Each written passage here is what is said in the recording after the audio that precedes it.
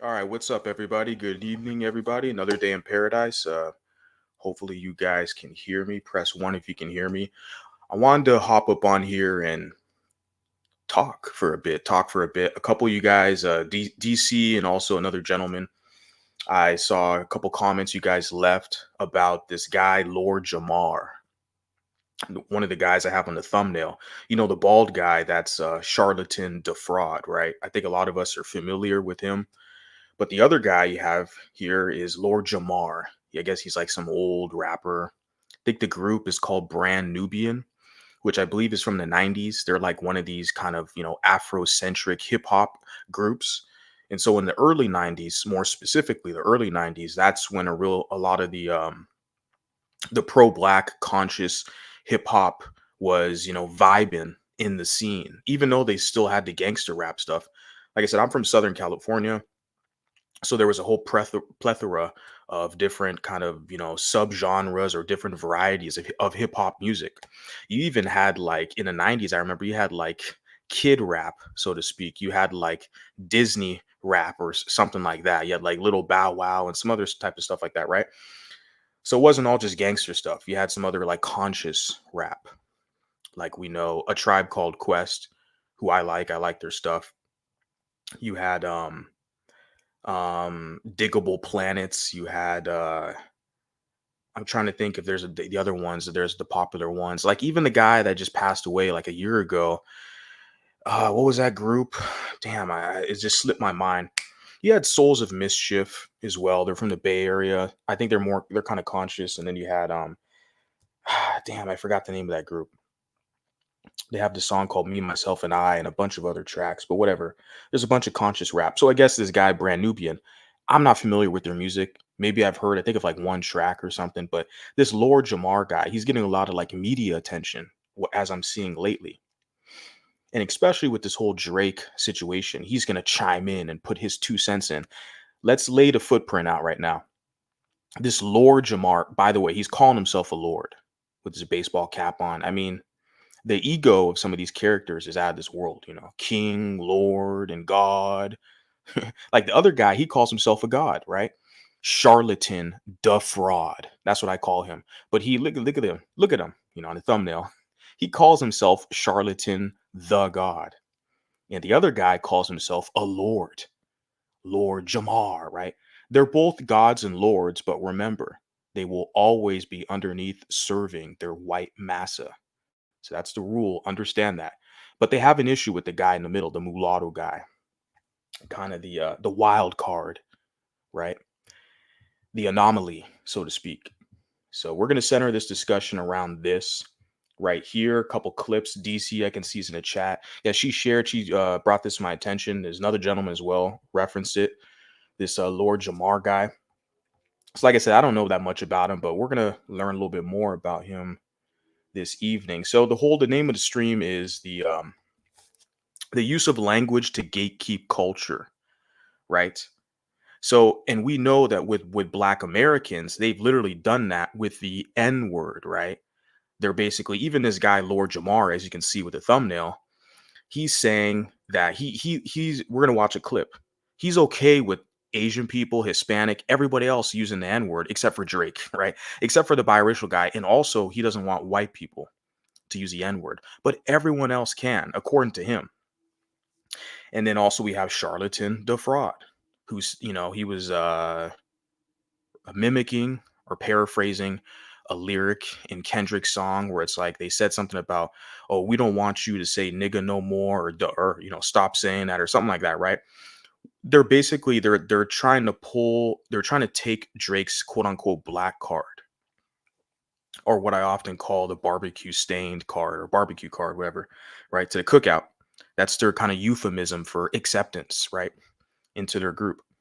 So, and the language is essential and crucial to that. And the use of language to gatekeep and for membership access. And so the people they're saying who can say the N word, they're saying, okay, you're a part of our group. Because you a nigga like me, right? So that's why they're allowing like Fat Joe or other Latinos. They're cool with them, saying nigga this, nigga that. All over hip hop, it's been that way. You got the Mexican guy. South Park Mexican. If you ever listen to his music, all of his songs he sang nigga, and he's a Mexican guy. And then you got like Immortal Technique from the East Coast. I think he's from Harlem, New York. All of his songs, he's like a Peruvian guy, right? But he's really holding on to his like little 20% African, to try to give himself like street cred, right? To fit into that group. So, but he says nigga in all this music, like, and then Fat Joe, and then even Big Pun, who's another like Puerto Rican guy on the East Coast. So, a lot of the Latinos, they're cool with that. I think Jennifer Lopez in one of her songs, forgot, I think it's with Ja Rule. I forgot the name of that song. It was a minute ago, right? Like 20 years ago. But she said nigga in one of her songs, J Lo, right? So, that's how it is. They allow Latinos to say it, which is fine. That's cool. But they're trying to basically use this whole black and brown argument, or they got some African ancestry. They Latino, they Puerto Rican, they got some African in them, so they can say the N word, right? But they'll switch it up on them. As a lot of them, they already know that. They're coming to terms with that. And of course, the only people who haven't come to terms with that are these mulattoes. And of course, Drake, has received his mulatto wake up call thus far in 2024. A lot of us, we've received it at earlier dates or whatever. A lot of you are going to receive it later on. It is what it is, but the use of language is crucial. But I'm going to get to a couple comments I just saw right here before I get into the video. Respect to all you guys up in here in the chat, all the viewers, listeners, watchers, whatever, the audience. If you guys like the content, hit the like button. Respect to all you guys. So shout out to Jezebel Minx. We got a proud Creole lady here. She puts here, I'm trying to figure out how monoracial black people are offended by the term mulatto and not nigga. And that's like the main argument that a lot of us, our main defense that a lot of us have to push back on them. And I always do that. I did it today as well on a TikTok because I get that a lot. Like I shared the picture with like uh Barack Obama. I just used him as like a standard mulatto example, right? I don't agree with Obama's politics. I'm not a Democrat or an Obama fan. I just used him because you look at him, clearly looks like a mulatto, right? And then right next to him, I put um Michael Jordan, who's black as fuck, right? He's one of the blackest guys. I got him and Shaquille O'Neal, right? And so you put in the contrast both of them next to, side by side next to each other. Clear distinctions, right? Mulatto versus black, or not verse, but mulatto and black, difference there, right? Distinction. And I put that on TikTok.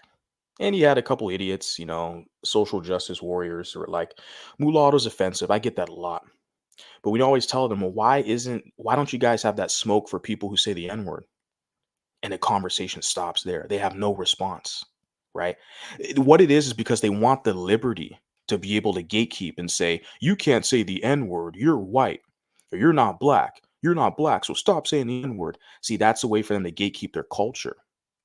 They're not offended by the word mulatto for its quote unquote supposed historical connotation.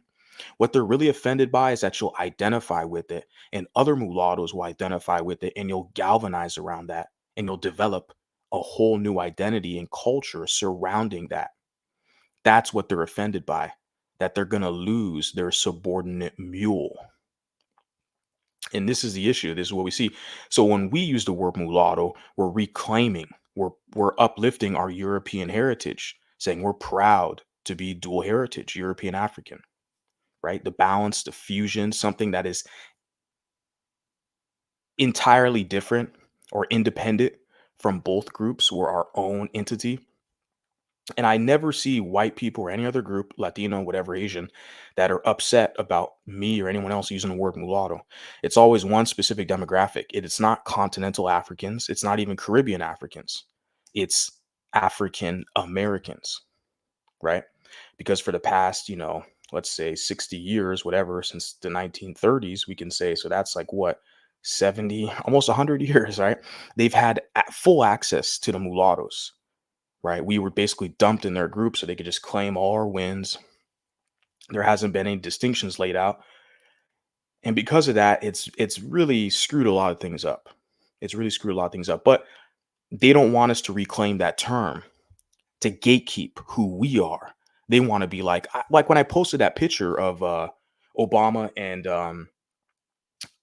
Michael Jackson, Or Michael Jordan, I'm sorry. Lot of famous Michaels. Michael Jordan and and Barack Obama. Some person went in the chat was like, "Oh, well, two black people who are dark skin, they can have a child that looks like Obama." It's like, okay, they'll try to argue all this stuff based on phenotype. But I'm going through this as a mulatto is not only phenotype genetics, but there's also a lineage component, a connection to their European heritage. And that's something that they'll never talk about. They'll always talk about percentages and phenotype and try to kind of, blur the lines. But yeah, someone put that comment in there, and it's just, everything they're going to do to try to steer you away from identifying with what and who you really are. So you stay underneath their influence. So they can, of course, outgroup you whenever it's convenient for them. So shout out to you, Jezebel. And yeah, let me kind of continue on with the discussion. It says mulatto doesn't even apply to them, and biracials aren't often offended by it. Yeah, unless the biracial is like black identified or something like that, then they're offended by it, right? Because they're just fighting for their acceptance in the black group. They want brownie points there. So they're going to be offended when they see this kind of delineation being laid out. They're like, oh, no, no, don't do that, right? I want to read this before I go into the clip. You put here, vultures only eat from dead cultures. They call Drake a culture vulture. I already did a whole stream where I shared a video of Drake where he was like, I think it was like a 9-year-old kid singing songs with his dad and his uncle or something like that. It's like, you know, well, he grew up with his white mom. See, that's what they're always going to say to you. But when they have their, baby mama, whatever, when they have their baby mama who's Latina or white, because you know these pro-wax, they love the non-black women, like a Phil Advice show, whatever. So when they get a woman, one of their baby mamas who's not black, you notice it's never an issue about that woman being a culture vulture or not growing up around blacks. You notice it's never an issue. It's only an issue when they look at a competitor male, especially if he's biracial and he's competing with them for market share. So this discussion is going to be very heavily male centered because we already know what time it is. For sure as hell, I know a lot of the guys out here, be honest with you, are kind of slow. They're looking for an easy entryway to serve the Bantus, and they look at me as kind of an issue because I'm basically upsetting the arrangement they have, the apple cart. Let's check this out here. Lord Jamar says Drake is not authentic and shouldn't use the N-word because he's not authentic. People say that he's pretending. That's the argument that a lot of them make, the K-Dork fan club. Oh, Drake's fake. Well, all these rappers are fake. They're all putting on a show. It's entertainment. They're all putting on a fake persona. Was Tupac Shakur, was he really affiliated with any street gang, or was it just like a show? Tupac Shakur was like a gay guy who has a bachelor's, he has associate's degree from like a dance school or a theater school, right? Tupac is an actor as well. And he's a good actor. His music was good, whatever. I'm a 90s guy, so I remember Tupac, right? And Tupac, his movies are good. Juice and Poetic Justice with Janet Jackson, Above Your Rim. So Tupac did some good movies, right? But that's his background. Tupac is an actor as well. He was classically trained in academia. He has a degree, or, he did have a degree in like theater arts or acting. So the whole thing is hip hop. It's all a show, entertainment. They have a persona. They put this image out there to sell to the masses. But see, they only want to pull that fake card with Drake, the mulatto man. Okay, these black males, the Bantus, they're only doing it with him. Why is that? I want the men to try to think, why is that? Right? And they're like, oh, well, J. Cole's cool. Yeah, J. Cole, see, because he's a bitch. And I'll publicly say that. He's stoic. He wasn't going to jump into the beef and support the other mulatto, right? He's going to tap out. And that's why they like him. They'll congratulate you and pat you on the back for being a little subordinate mulatto guy. And J. Cole talks shit about white people. He's got a white mom, mulatto. So they're cool with a guy like that. It's such a punk move. I feel like today, 2024, moving forward, it's not going to be acceptable. You are going to be highlighted and called out, especially from these other mulattoes who see it for what it is, and they're going to look at you and be like, yeah, this guy is Yeah, they can go keep him over there. J. Cole, you can stay over there. Okay, to be real with you, you're not someone worthy defending. If you think it's an acceptable move, yeah, they're gonna congratulate him. Yeah, because he's stoic. Right, right. And he's never gonna be great. That's his this other thing too. How many number ones does he have versus Drake? Drake has basically held hip hop up for the past 15 years, right? J. Cole, like he's never gonna be great. He's not a threat. He's not threatening to the Bantu dark skinned competitors. Drake is, right?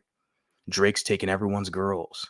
All the girls, they're in Drake's DMs. And he has a private jet flying around. So it's Drake who they feel threatened by. Let me play this clip. Let's get this cracking, right? They're both they're both signed to Universal in some kind of way. So out of all the streams that they got out of this battle, they're probably the real winners. But um but you So he's old and antiquated. I'll just say that. Like I said, I don't know that much about this cat. What I know is that he is old and antiquated, and of course he has a bias. He's biased, typical, because remember he comes from the pro whack group in hip hop, which Kendrick is basically a gimmick. He's manufactured, cut from that cloth, being a fake pro black, right? Which limits their market. And so I can already tell right away. Yeah. from the rap lineage that I come from, like you can't call yourself like the top motherfucker if you're not writing all your shit and all, you know what I mean? Like It's the argument of ghostwriters, right?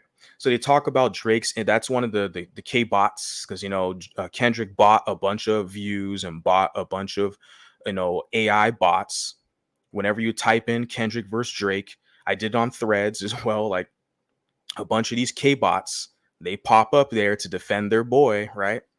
And so they got they talk about ghostwriters with Drake and shit, but Kendrick, man, like he's the whole like industry is backing him up so much so to where even their white paymasters, the Grammy Awards, are like, we're gonna nominate him for an award, and all, like it's all manufactured, right? This beef.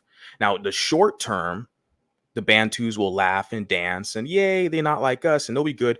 But in the long term, a lot of the mulattoes who are over there stuck in Blackistan, they're gonna get tired of getting spit on and mocked. And they're gonna come find out, they're gonna be looking for answers. They're going to go online, look for answers. They're going to be like, oh, wait, I'm a mulatto. They're going to type in mulatto. They're going to find me. They're going to hear my voice, hear my message. And I'm going to grow. Other platforms where have a similar message, they're going to grow as well. Because these mulattoes are going to go somewhere. They're only going to put up with the BS for so long. When they see the imbalance that's occurring currently in the current state of affairs, where it's this pro dark skinned male with their, non-black preference, right? But they only got smoke for the mulatto man, right? And like they're cool with the Asians, they're cool with the Hispanics, they're cool with the white man because that's who pays them, that's who they worship, right? But they got all this smoke for the mulatto, so eventually the mulatto is going to figure it out. They're going to look for answers, and then they're going to come over here. So the short term, I guess they can kind of clap and get their little Grammy from their white massa and praise, yay, Kendrick won the battle, but it's one battle of a war. I'm telling you, long term, down the line, like what we're doing over here, what I'm doing over here, that's why I'm milking this shit, because this is a great opportunity. The visibility is expanding. More people, my reach is growing, more people are seeing this. So long term, it's going to grow. People are going to realize what it is. When they analyze this information, they see the clear bias, right?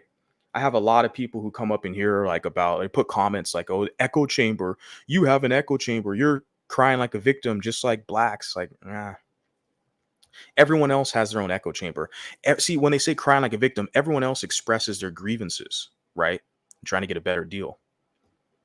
So I'm not crying over here. At first they'll say, oh, you sound like a white supremacist, you sound anti-black. Then the next second they'll say you're crying. It's like, come on, which one is it, man? Am I crying or am I an angry guy?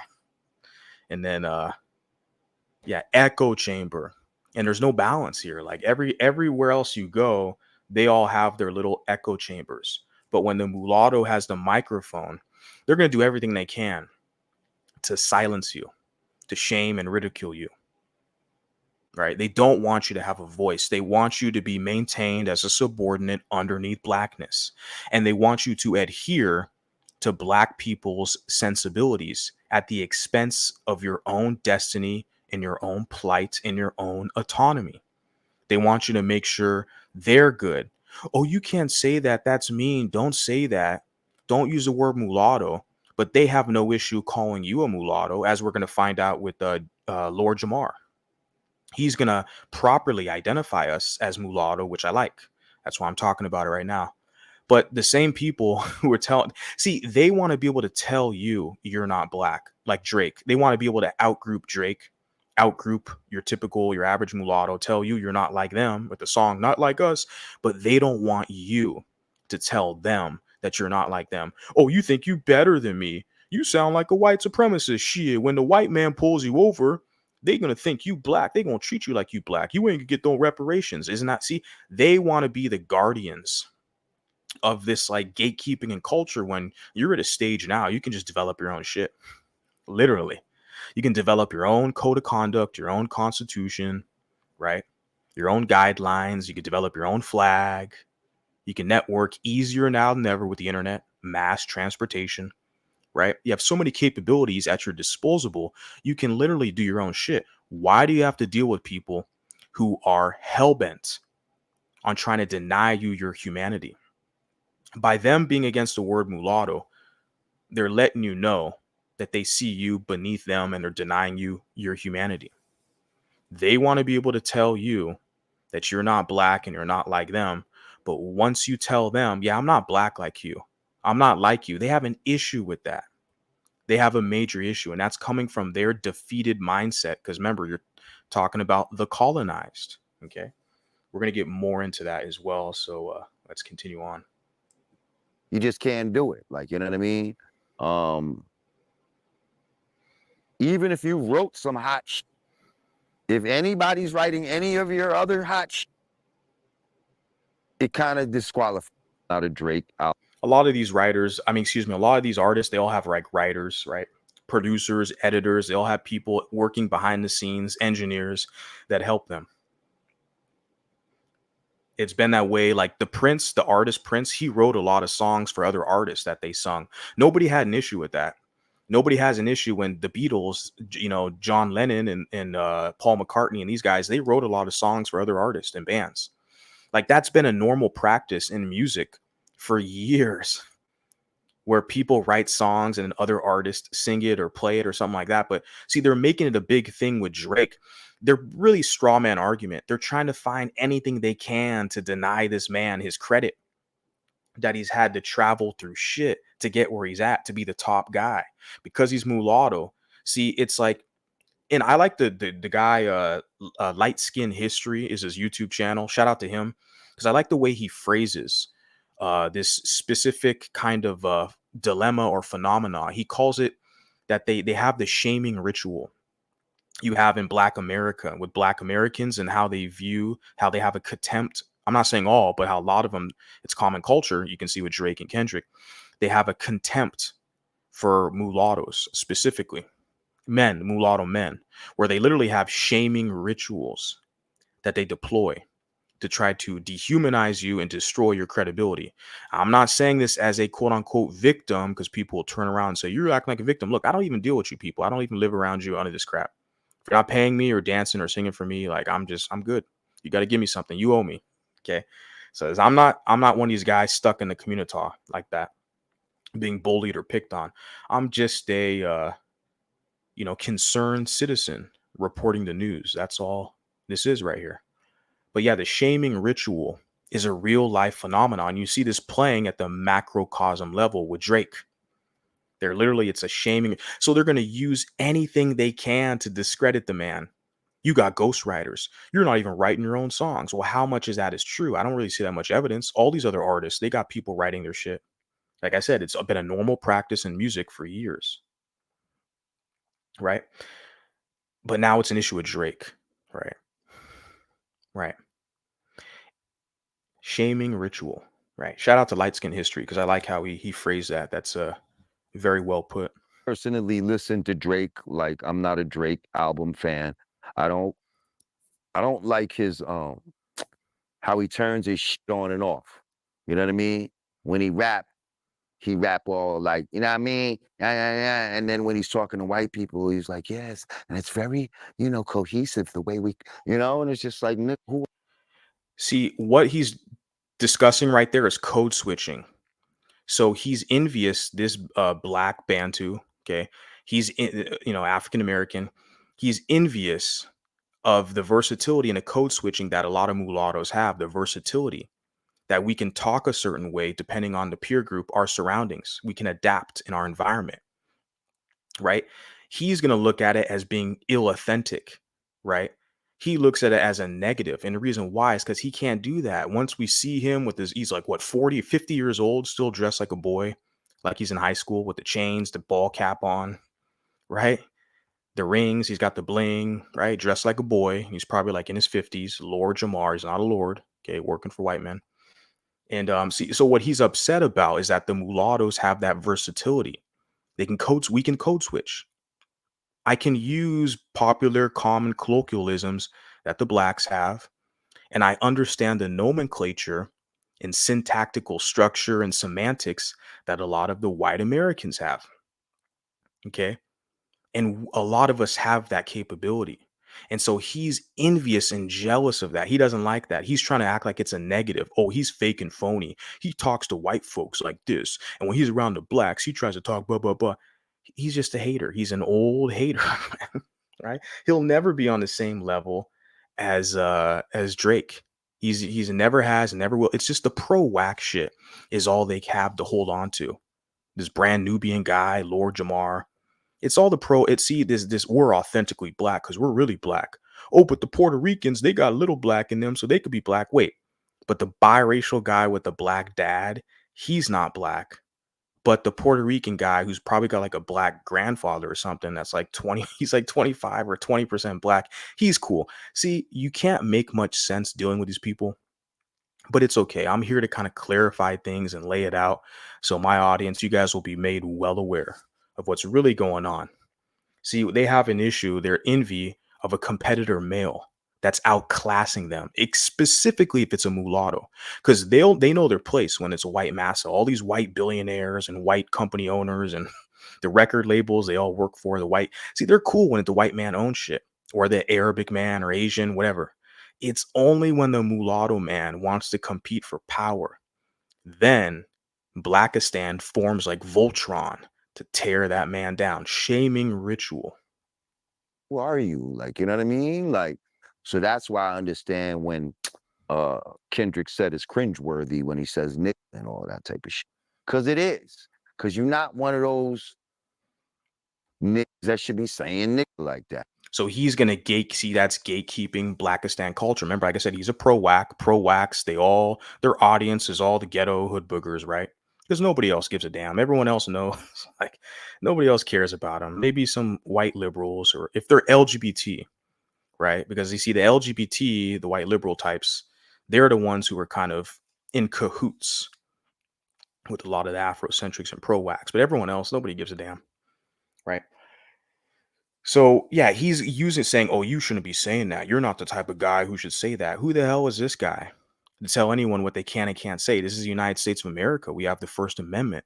That's why there was some Canadian pussy I had to basically cut off access to. I was like, I can't deal with you. Now I love respect to the Canadians, the good Canadians and stuff like that. I've been to Canada, but there's one particular Canadian pussy who was on some like socialist shit, trying to be like, oh, don't say that, don't say this. I was like, what?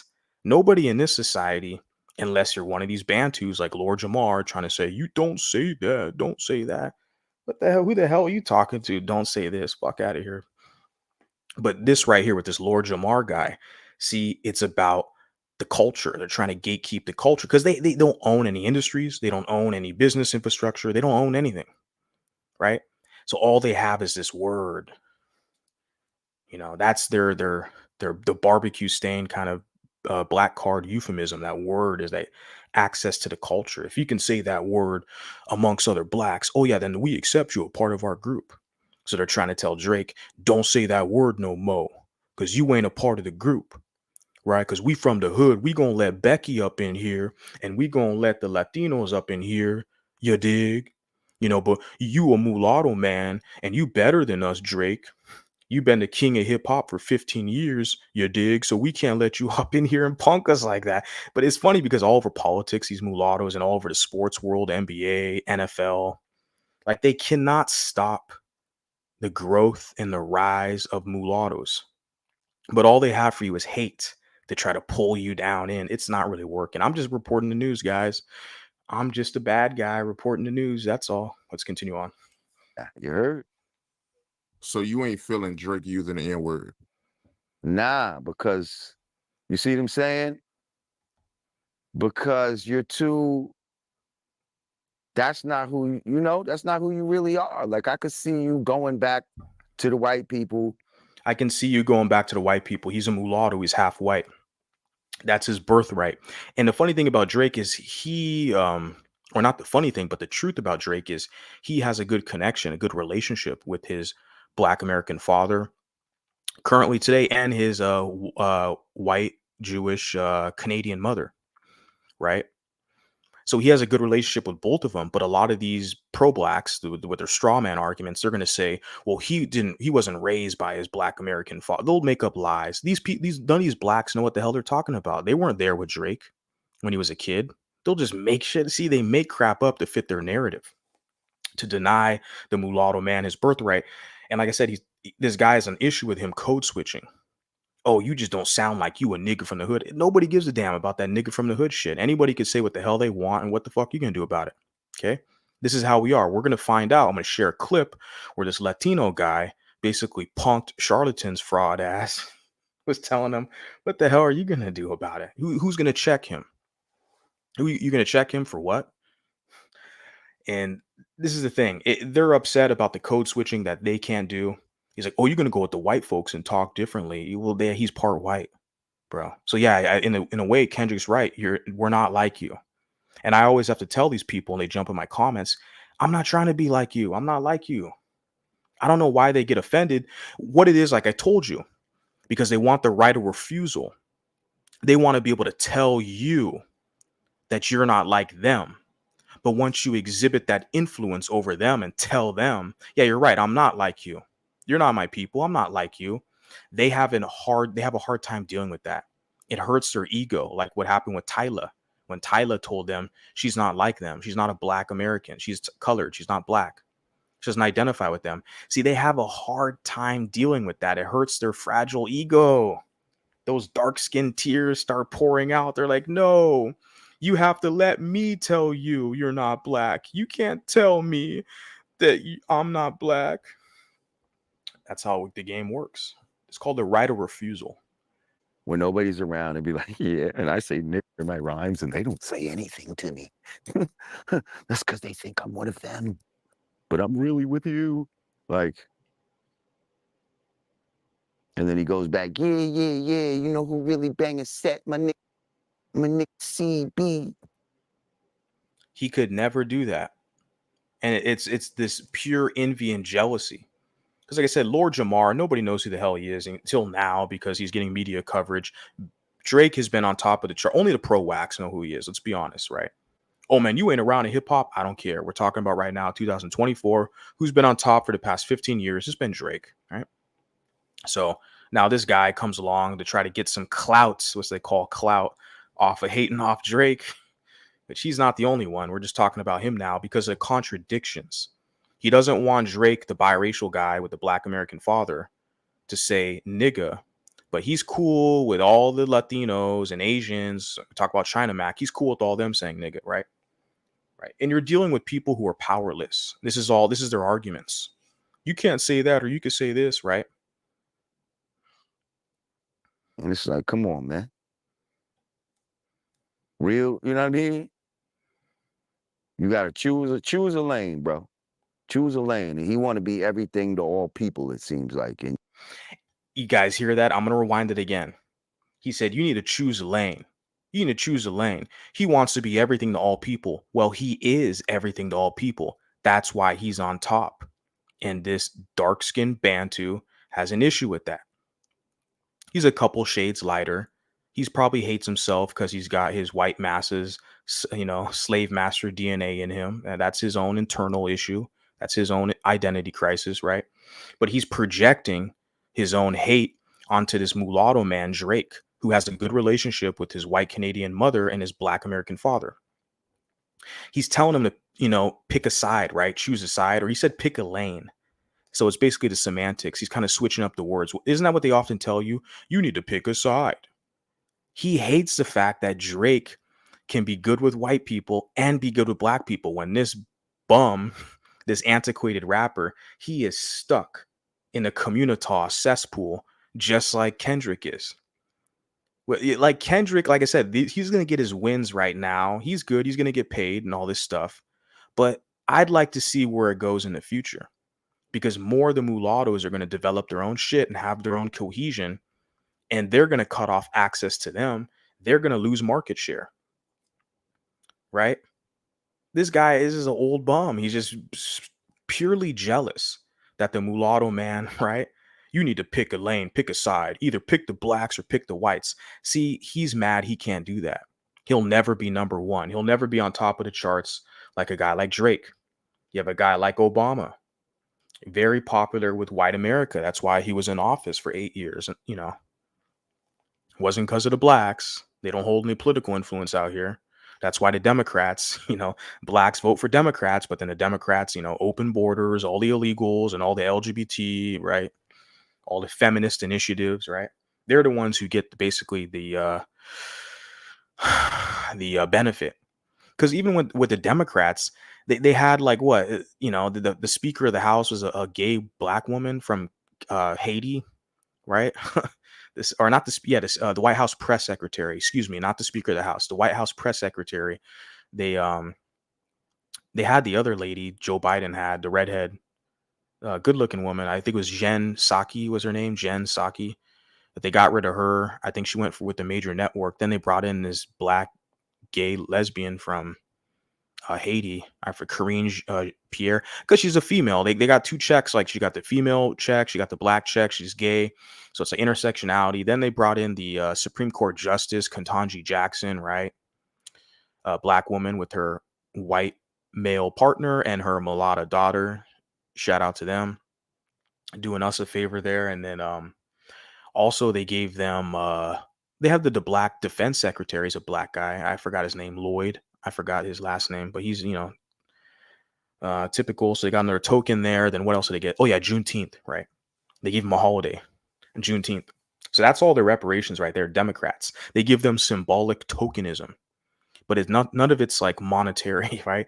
It doesn't equate to more businesses, more job opportunities, or more real political influence. They'll put a black face as the White House press secretary, or in this government or this cabinet member in this position appointed there, you know. But long term, it's like, yeah, yeah, yeah. So I went on a whole rant right there. Basically, like I said, this guy's a hater. He's telling you what they often tell mulattoes: you need to pick a side. And because they're trying to basically humble you to be like, don't use your full capability. Don't be versatile and be cool with whites and cool with blacks, and basically be everything for everybody. They're mad because Drake is popular in Tokyo. Drake's popular around the world, can travel on his jet and do shows around the globe. And Lord Jamar, who the hell's going to pay to watch him? He'll probably be in some club. It'll be like, what, 100 people? Where Drake had a contract like in Las Vegas, I think one of their stadiums there. He'll have a bunch of Latinos who fuck with Drake. They like Drake. They'll just talk shit currently right now for the dark skins, like for the Bantus, like Kendrick. They'll be like, oh yeah, we West Coast, we Chicanos, we like Kendrick, not like us. I know, I grew up around them. They'll say this shit to try to act like they're cool with the culture just to appease the, you know, insecurities of black Americans, but secretly they're all fucking with Drake. They all listen to Drake. They'll post their shit on social media. Oh, I don't never like Drake. I saw some Mexican chick today who said that shit. I had to, I was like, whatever, typical. Because she has, a bunch of black male followers, whatever. All right, we already see what it is. Let's continue on. Choose a lane, bro. Choose a lane. And he want to be everything to all people, it seems like, and you can't do that. He says you can't do that. You can't be everything to all people. According to who? According to this bum who's antiquated, who what, he's got street creds. Okay, well, everybody's not living by the laws of the jungle out here because he's got the street creds. He's an old conscious rapper. Don't care. Okay. He's trying to act like he makes the rules. He doesn't. Who is this guy? He has no influence out here. Okay. Maybe amongst his peer group in his generation. Okay. But the younger people are the future. And we're slowly moving into our own. I mean, I'm not a young guy, but the younger people, younger than me, these mulattoes coming up, you think they're going to listen to what the hell this Lord Jamar has to say? You can't be everything and everybody. Drake is being himself. I don't even feel like he's trying to be everything to everybody.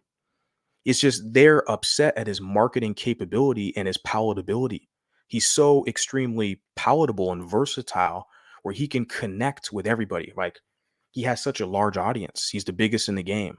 So they're trying to humble this man and be like, you just got to either stick with the blacks or stick with the whites.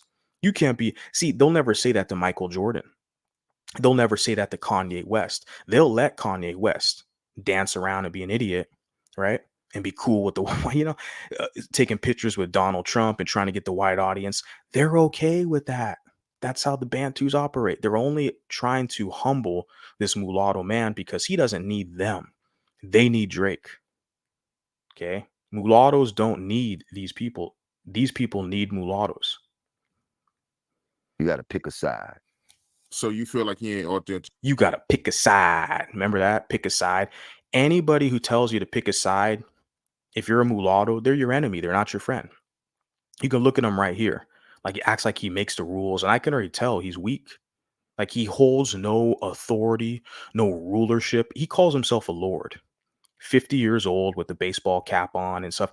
Like, this is not somebody. He's only respectable amongst his own peer group. His other fellas that got bastard kids and baby mamas all over the place. He's only respectable amongst them.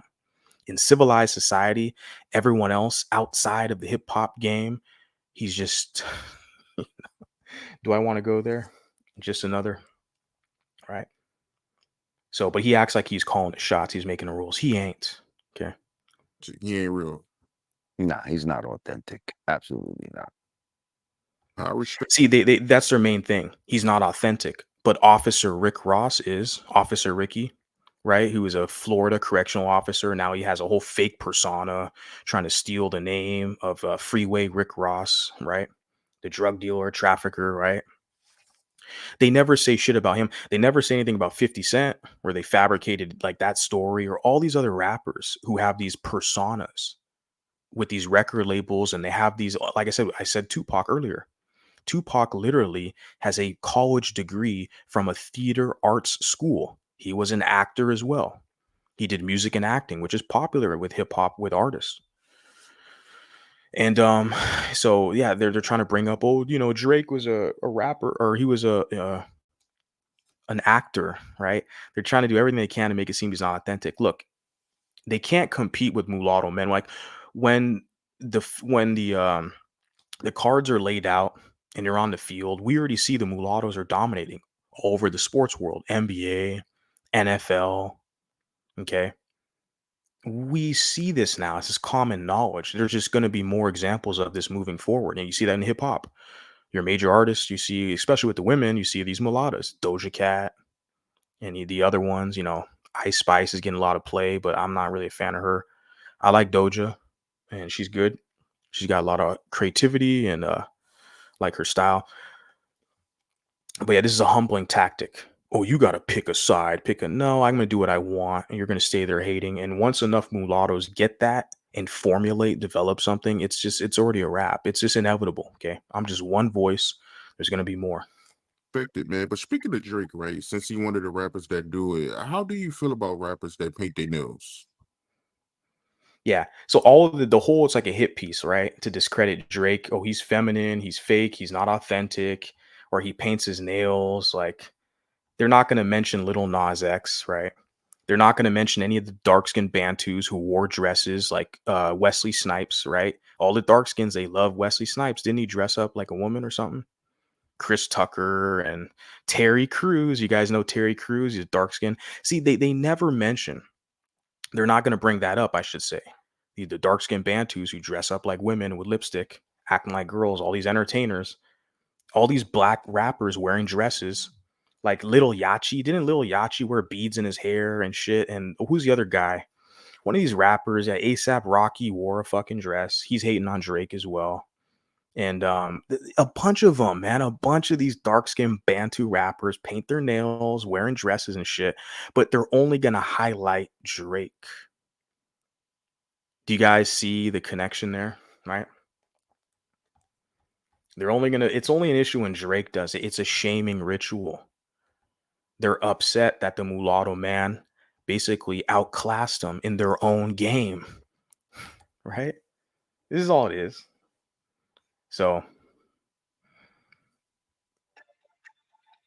gonna get to this real quick. Gonna share also just the contradiction of them in how this guy specifically, Lord Jamar. I'll get into Charlamagne in a minute, but I'm gonna talk about Lord Jamar, Jamal, whatever, because like he's cool with Asians saying the N-word. We're gonna talk about China Mac, right? But they want to use this N-word kind of black card. You can't say it, you can't say it, as a way to gatekeep mulatto men specifically, from blackness. Like I said, the word nigga is not even in my lexicon or vocabulary. I don't identify with them. I don't, it's not my culture. So you don't have to worry about me coming out with a diss track and all this stuff, because I'm not even playing in your guys' game like that. Yeah. So Lord Jamar is okay with China Mac using the N-word, but he doesn't want white people to say it. That's what I kind of put on the thumbnail, because you're gonna hear here he's cool with Lord Jamar, with China Mac. Oh, but white people, remember Kendrick Lamar? Remember, I'm not going to share the clip right now, but I'll say this: Kendrick Lamar brought a whole white woman, white girl, looked like she was college age, on stage, one of his concerts a few years back, and tried to publicly humiliate her because she was reciting one of the verses that had nigga in the verse. And he like stopped the whole show to try to like teach her a lesson, embarrass her. Like, you're white, so you can't say nigga. Like, it was a whole setup. It was like a hazing ritual. And it's amazes me that you still got white people who like Kendrick when he'll publicly humiliate you like that. But hey, they see what's going on. Their women are getting with blacks, having mulattoes, and a lot of them, they're gonna just fucking cry about the mulattoes. And we're gonna talk more about that later, okay? So recently we interviewed China Mac. Did you see any of these interviews? Yes, I did. I actually met China Mac not too long ago in the club. Where was we? Good dude. The Anthony. Good dude. That's where I met him at. The Anthony. What up, China Mac? Yep. He's been off live TV a few times now. I think this was like his third visit. Mm-hmm. And we're gonna start bringing him back more often, because people seem to really react to his interviews. So in the interview, we talked about him using the N-word. I use it here. I try not to use it, but I do use it. And I don't know anything about this guy. He's just another rapper, but like I said, he's cool to go to the cookout. Yeah, he's good because why? I don't know why. Because the blacks, you give them all their money. I mean, I don't know. In the United States of America, some French mulatto was telling me the same thing in France, in Paris and shit. You got a lot of the Africans there. They're giving all the Asians their money and shit. Yeah. So I guess, I don't know. I don't know who China Mac is. He's a rapper, but he uses the N-word. Yeah, and he's not the only one. It's like I'm going to talk about. You got Latinos as well. I already mentioned Tekashi 6ix9ine, Big Pun, Fat Joe, the other guy, SPM, which is South Park Mexican, and also Immortal Technique. There's a whole list of them. The Latino guy, even Jennifer Lopez had a song like, everyone else can say nigga except for white people and mulattoes who are half white. See, because they want to use you as a tool, as a bridge to get acceptance to their white masses. So when Drake is helping all them out, all these rappers out, get a better audience, like I shared with you guys the other stream where he's helping Kendrick get a different demographic, meaning white people as an audience. They're all praising Drake. They love Drake, but it's and when Drake is just still working, just outclassing them, man. I remember like 2019, 2020.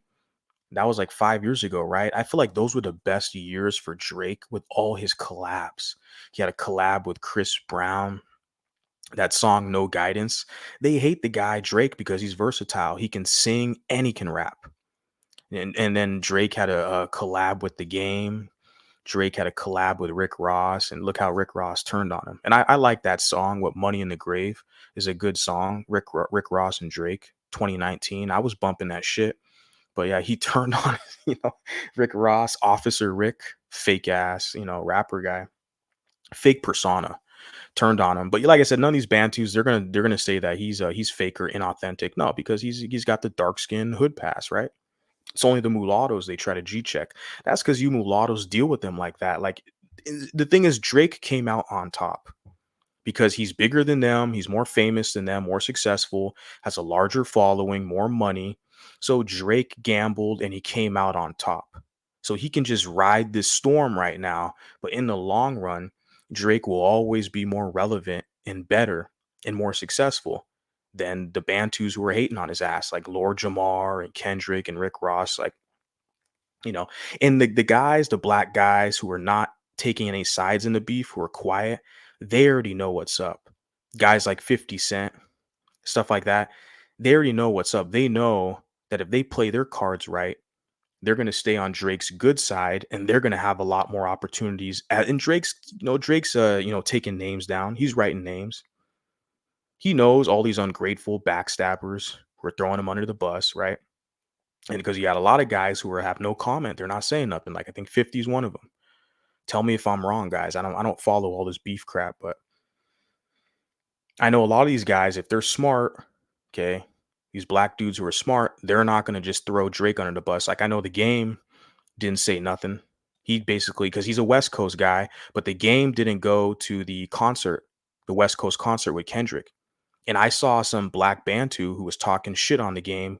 See, because they're kind of basically what they call pulling rank and shit. And he was a Haitian guy. I saw this video on YouTube. He had a Haitian flag. He wasn't even ADOS or some shit, but he was talking crap on Drake. Or excuse me, on The Game.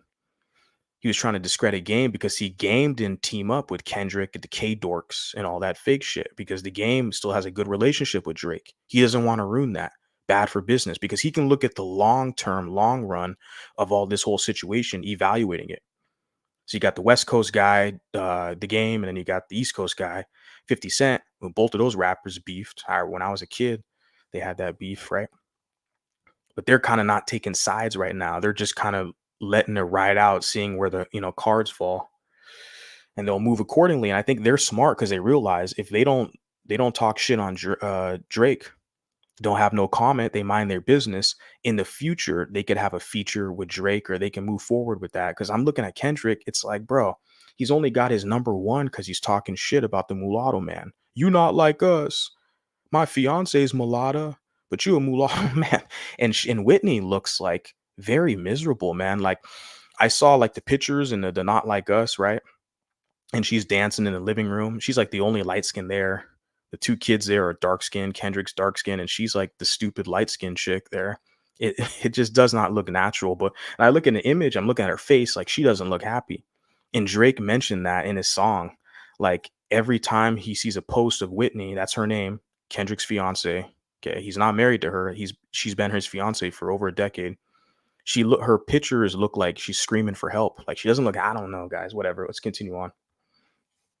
Okay. And why is that? That word was always used around me, right? And when I used the word, it was never like in a way that was derogatory. I'm gonna fast forward this part because he's explaining to Vlad TV that why he uses the N word, because some people criticize him, but he's trying to state his case because the culture, he's from the hood, so he can say it, right? Like if people were saying chinks, But he's a Chinese guy, right? Chinese guy. I'm from California, man. I remember there's a Vietnamese guy. I didn't really check him, but I questioned him one time. I was like, man, why do you say nigga? Like, I'm half black. Like, and I don't even talk like that. Because it's not, it is a culture thing, but the nigga is like a ghetto, degenerate, savage, bottom dweller culture. It's not the high class of black society. It's not the churchgoers, the Christian crowd, or the black people who are, business. There's business owners who probably say it for sure, but the business class or of academics or the political class of black. It's not the upper class of black society who uses that word every day. Like, it's the lower class, like I said, the degenerate savagery that uses nigga like it's normal. They use degrading words to call themselves, but then they turn around and tell the mulatto, mulatto is a bad word. You need to read a book and do history. I've read more than a lot of you guys, okay? A lot. Notice I didn't say all. Okay, I'm not flexing an ego. I'm saying a lot, especially the detractors. If they can bring in some information, sources, or data, I can look at it. But especially with this whole Kendrick and Drake stuff, it's bringing out a lot of knuckleheads, a lot of dummies, a lot of the K-dork fanboys. And they're not smart. They're not bright. Okay. Chink this, I would feel disrespected. You know what I'm saying? When you see someone like that, a Chinese guy, using the N-word, do you feel offended at all, or do you feel no type of way about it? I'm gonna be honest, man. Like, China Mac seems like a Chinese nigga. You understand? You see how they basically bend the rules and move the goalpost for the Chinese guy? I just shared you the clip where Lord Jamar was basically trying to deny mulatto-ness from Drake, saying, you seem like you're fake. You got to pick a lane. You got to pick a side. You're trying to be cool with the white people, be cool with the black people. You got to pick a side. Remember he said that about Drake, right? All out of jealousy. We know a lot of these Bantus, they're filled with hate. They're jealous of the mulatto men, right? That's what this guy's exhibiting, that behavior, right? And but he looks at the Chinese guy. He's like, oh, he looks like he's a Chinese nigga. So you see how he bends the rules? He gives him a pass. Someone brought this to my attention. I think it was Drake. Or excuse me, pause. Sorry, I'm getting mixed up with words right now. It was a DC who I saw in the chat earlier. Shout out to DC. She shared this with me and brought this to my attention. Someone else did too a couple days ago. So I watched these clips. And then I saw that. I was like, these guys, this is all public knowledge now, how they contradict themselves. For the mulatto man with a black American father, Drake, they're going to tell him, oh, you don't sound authentic when you say nigga. You got to pick a side. You got to choose.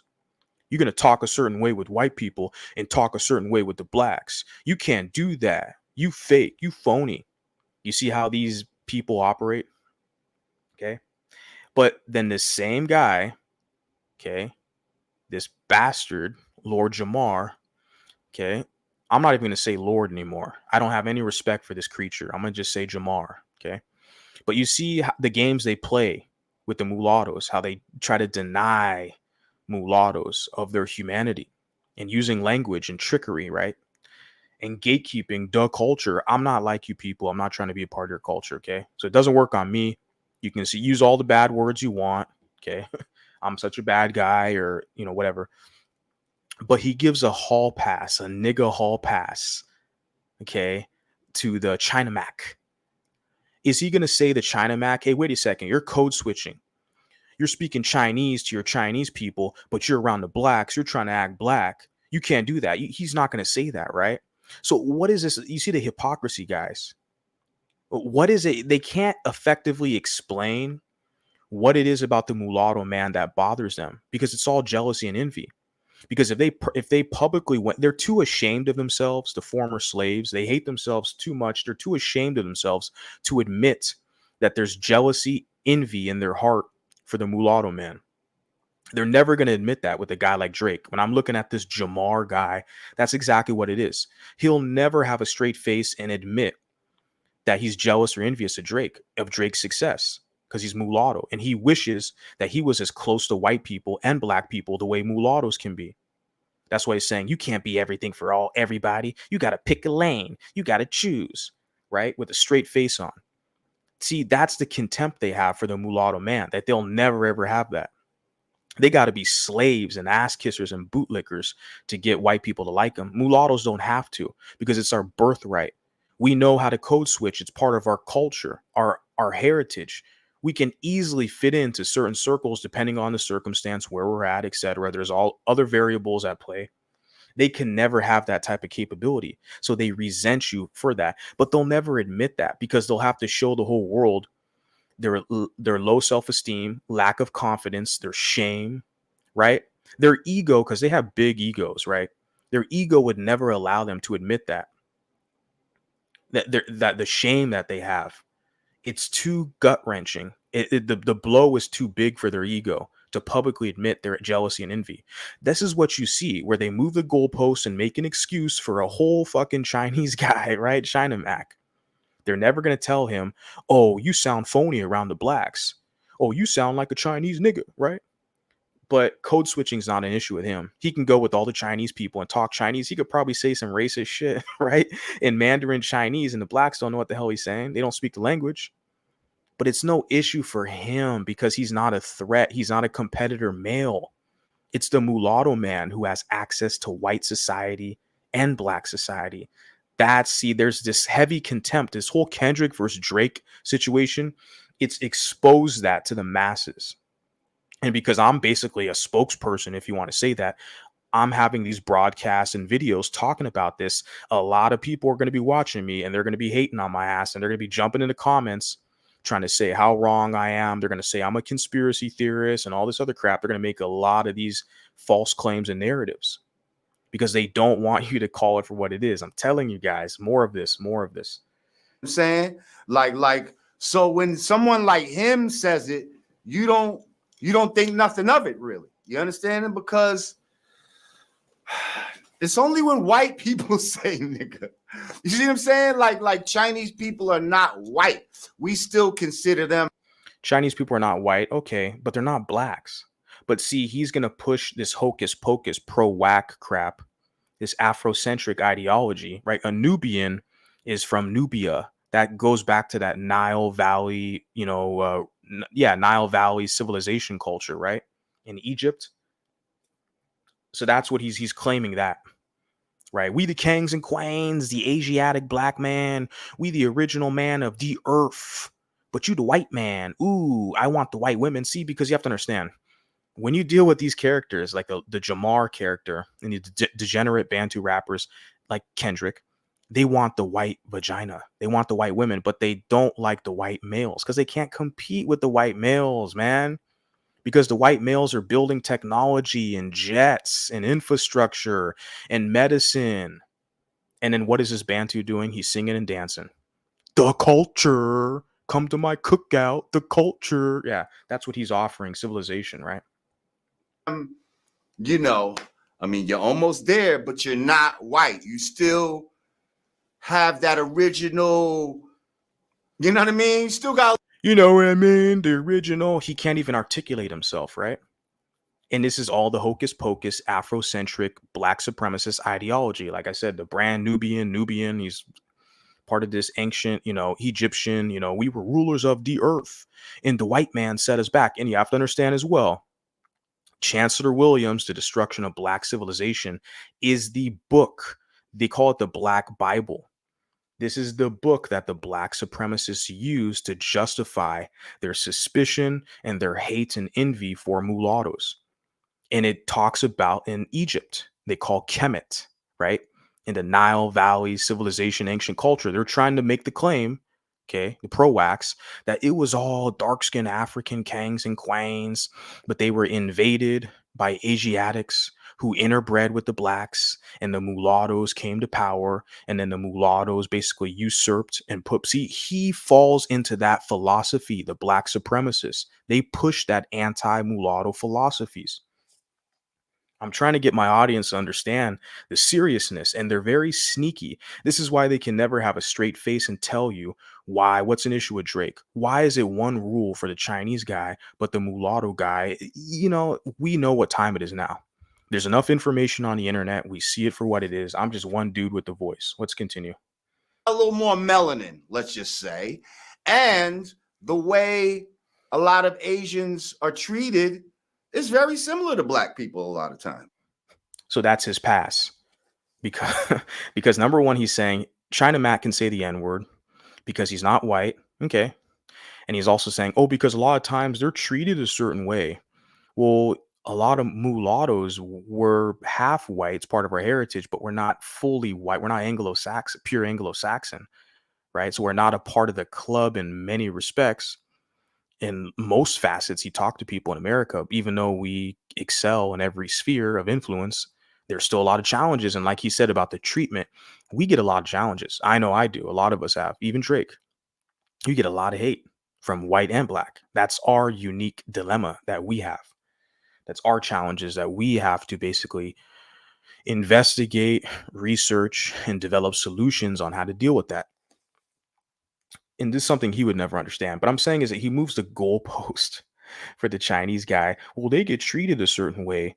So they from the bottom. So they can say that word. They can say nigga, right? It's not adding up, is what I'm trying to say. Like when I'm analyzing this, it's not making a lot of sense to me. It just doesn't make sense.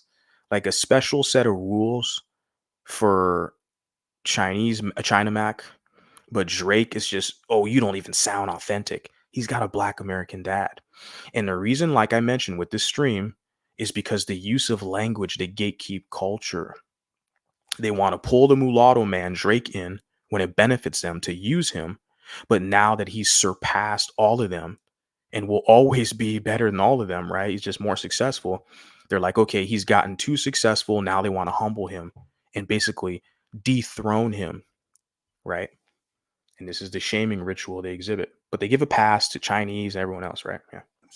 So I feel like black people and Asian people, there's a certain thing that we have going on. Like, see, he's really a stupid idiot. That's why I don't respect him. And he's an older cat. People can say all they want about, oh, he's from Brand Nubian. He's, the Xers are going to have an issue. Watch. The hip hop heads, the old heads, the Xers, they're going to have an issue. How dare you talk about this guy? He's a pro whack. I don't like how this dude's, basically trying to throw Drake under the bus. He could be like 50 Cent or Drake or The Game or any other notable rapper and just basically stay out of it. But he has to insert himself in slandering Drake. Because I told you, he's a Nubian. I know he follows the destruction of black civilization, the anti-mulatto conspiracy theories. That's common. That's the pro-blacks. That's what they push. And so whenever they see a mulatto jumping ahead in society, they have to find a justification to pull him down, try to humble him and be against him. But all these guys want the mulatto women. That's the key thing. They want the women, bastardize the women. That's how they compete with the men. But then when they see the competitor male they can't compete with, they got to do whatever they can to hate on him and pull him down, right? So I'm not, like I said, he's not explaining it effectively. Like, let's listen to that again. He said, oh, the blacks and the Chinese or the Asians, he said, we got something in common. He's not explaining it. I'm going to just play it and then watch. There's a certain thing that we have going on. Like, black people love Chinese food. I feel like black people and Asian people, there's a certain thing that we have going on. Like, black people love Chinese food. Like, what the fuck? He's a fucking buffoon that should not be respected by intelligent men and civilized men. He could not effectively articulate what's this connection between black people and Asia, and Asian people, I should say. He said, oh, there's something going on. And he said, oh, black people love Chinese food. He's a buffoon and he should be laughed and mocked at. Everybody loves Chinese food. It's one of their top cuisines globally. All around this world, you'll have Chinese restaurants. All around the planet, they specialize in their cuisine. A lot of ethnic and racial groups can do that. Indians, Chinese, even Jamaicans, even Nigerians, Japanese, etc. We can go down the list. Italians, right? A lot of groups of people specialize in their cuisine. Just because black people like to eat Chinese food, that's not a good example, bro. But like I said, I'm going to stop it here and go to the next clip because I don't want to waste my time with this buffoon when he's not really articulating himself effectively, drawing this conclusion to why is it okay for China Mac to use the N-word? Oh, he's a Chinese nigga. He looks like he grew up in the hood. He's not black, though. right? And he can code switch. He speaks Chinese and he speaks, Ebonics, but that's okay. But the Canadian man, he's half African American, right? Drake, his father, and then he's half Canadian. See, with him, it's an issue. The mulatto. I'm telling you, it's because of these conspiracies they have. There's a Nubian guy in ancient Egypt and ancient Kemet. The blacks were all Kangs and Quanes. They want to use the mulatto to compete against white people. But once they can't do that, when the mulatto basically is, uncontrollable and ungovernable, then they have an issue with the mulatto man. Then they want to set him up to be basically destroyed, as they're doing with Drake, right? What's that all about? When you talk about when we talk about the science, when we get into like even in the 5% Nation of Islam, they talk about the You see that 5% Nation of Islam, right? Afrocentric, right? Pro-black, right? So here come the conspiracy theories and pseudoscience. Asiatic black man. Okay, let's get into that. The Asiatic black man, let's get into that. How about not? How about we don't get into that? I'll share the clip with the audience. They can review it, but I already watched it and I already knew I'm just going to waste my time. Let's move on to something that's more crucial or critical, because that guy is just shouldn't be respected by intelligent men. He's a buffoon. I mean, I guess the old Xers who grew up listening to hip hop, and like I said, I like the Afrocentric stuff. A Tribe Called Quest, the positivity, and I like KRS-One. I guess you could say he's conscious. There was another group, I forgot the name of the damn band or the group. They had I already mentioned Souls of Mischiefs, right, from the Bay Area, but they have the song Me, Myself, and I. What was the name of that group? De La Soul. That's what I just slipped my tongue. De La Soul. They would be put into that kind of Afrocentric category with a Tribe Called Quest. De La Soul, right? And yeah. So like I said, a lot of that's music. I'm a fan of Brand Nubian. I think I've heard like one song, but I saw these clips from this Jamar guy. I'm like, what the hell is this guy's problem? He's hating on Drake, and then when they ask him questions of what's up with Drake, oh, he's just inauthentic because he code switches. He talks one way with whites, one way with blacks. He needs to pick a side. I already knew right away this is anti-mulatto speech. Anti-mulatto. Anybody, any black who tells you got to pick this side, pick that side, you're a mulatto, they're not on your side. Like, they want to be able to use you to benefit you. And because they can't use Drake and benefit off of Drake anymore, Drake has surpassed them. Now they want to destroy him, right? So like I said, the whole premise here is that the use of language to gatekeep culture. We saw with Lord Jamar, he has an issue with Drake saying the N-word because he's a mulatto man who's more successful than him. We get it. But he's cool with Charlamagne saying the N-word. And he'll make up a bunch of Afrocentric conspiracy theories about the Asiatic black man, right? The Chinese guy. He can say it, but not Drake, right? According to their logic. You mulattoes who are over there in that camp, man, you guys got some issues or something. I don't know. I just do not get it. I do not get it. How you allow these people to set these fake ass rules for you. These like unachievable rules, and they always move the goalposts, and none of it makes sense when you analyze them. And they use this mythology and pseudoscience about the 5%, the Asiatic black man. We're like, bro, this is not making any sense. Like, why is it okay for the Chinese guy and not the mulatto guy who has a black American father? Oh, well, he didn't grow up with his black dad. How the hell do you know that? Were you there with him? No. You people don't know what the hell you're talking about. Once we challenge and question your ass, like, it's just very simple to see. So, like I said, let me share an image here with you guys. I apologize if I'm a little slow. I greatly do apologize. Definitely obligated to give you guys this this content. Let me see what we got here. Okay. So, like I said, the name of the stream is The Use of Language to Gatekeep Culture. Okay, and the hypocrisy with Blackistan, where they want to police the N-word, like we saw Lord Jamar. They can't police no businesses, right, or infrastructure because they don't have that.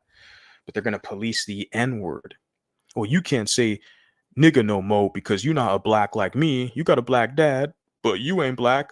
But what about the Chinese guy?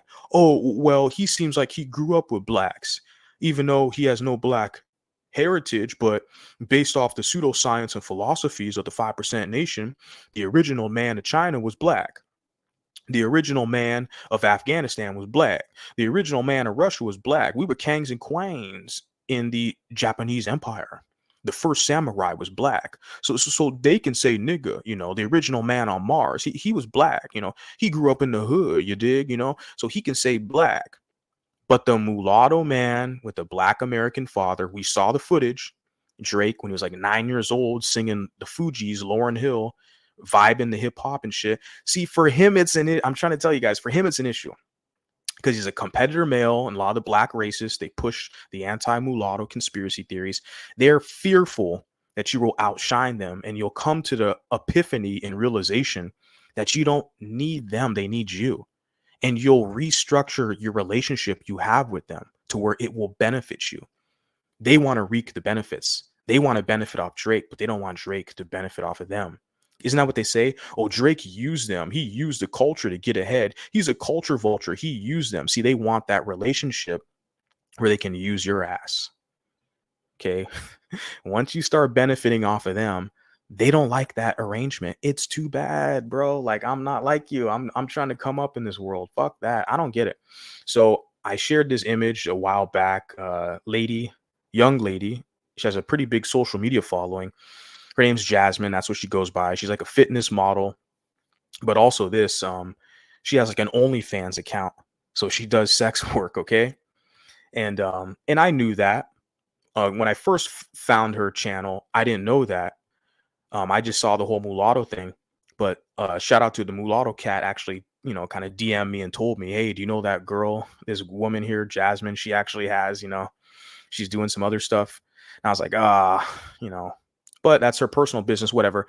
I shared this image. These two fucking incel idiots, okay, the golden pookie, the clout chasing bum, and his little, you know, drill rapper buddy, Brian Dusty K, were like trying to like rub it in my face and be like, you're sharing pictures of like sex workers or something like that. I'm like, the woman's profession's her business. She's a mulatto woman, okay, who identifies as mulatto. Hence why I shared it. This woman's not a criminal, okay? Like these, you know, internet thugs, you know, who are trying to clout chase off me. Right? This woman is a content creator. She does like fitness content. That's her main niche. And TikTok and Instagram, she has a pretty big following, like over 1 million TikTok followers. And but yeah, she does some shit on the side because there's a market. There's a bunch of guys who pay for that crap. So she's able to monetize off that market, which a lot of mulattoes do. Okay, I'm going to be real. I'm not going to talk about it now. I'm not going to shame anybody or slut shame or whatever. But a lot of mulattoes are doing sex work and can monetize their looks. Because let's be real, mulattoes are the most attractive women. Especially I see here in the United States of America. I would put, you know, Latinas and mulattoes. These are like the most attractive. Okay. So a lot of these women, they can monetize their work. Just going to leave it there off that. The main thing why I'm sharing this here is what the point she makes is crystal clear. Let me read it. In quotation marks, quote, yes, I did use the word mulatto to describe myself because mulatto is the original word to describe mixed black and white people. Yes, I do know there's a history behind the word, but you know, I don't see you attacking your favorite rappers for using the N-word. And that was from a TikTok video clip that I saw she made. So I just basically, you know, screenshotted her image and I put her words into text and I put it on, you know, this image here. I shared it. I was like, yes, she identifies with us. Okay. She identifies as mulatto and she did another video response as well, because people were trying to drag her in the comments.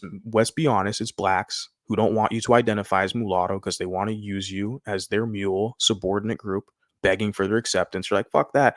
I can create my own group, have my own situation going on. What the hell do I need you for? You're not paying me or dancing for me. What the fuck? So she's come to that conclusion. Maybe she's a lot nicer than me. I'm, you know, I ruffle more feathers because I'm more blunt. But she points out the hypocrisy. people will have an issue with you using the word mulatto, right? You can gatekeep that word. Be like, if you're not a mulatto, I don't, you're not a part of our group, you're not mulatto, okay, you can gatekeep that. But the same people who have an issue, okay, Blackistan has an issue with you using the word mulatto, they're going to sit there and basically say you can't use the N-word. But then they listen to all these rap songs with the N-word, and it's like they have an issue with the word mulatto, but they don't have an issue with the N-word. It's the hypocrisy is really tiring. It's really tiring, right? But this is one of the main arguments that I really like to, or rebuttals or whatever that I like to share, just the hypocrisy of it all, right? And the word mulatto, they're not going to say, oh, it's a bad word, don't say it. It's because you're not identifying as black. And you look at this woman, she clearly has the mulatto aesthetic, European African. And they're upset that you're identifying as that. They want you to identify as black so they can punk you and kick you out. Be like, man, you ain't even really black. You got a white parent. Shit, you a white boy. You ain't black. They want it because they want to exhibit power and influence over you.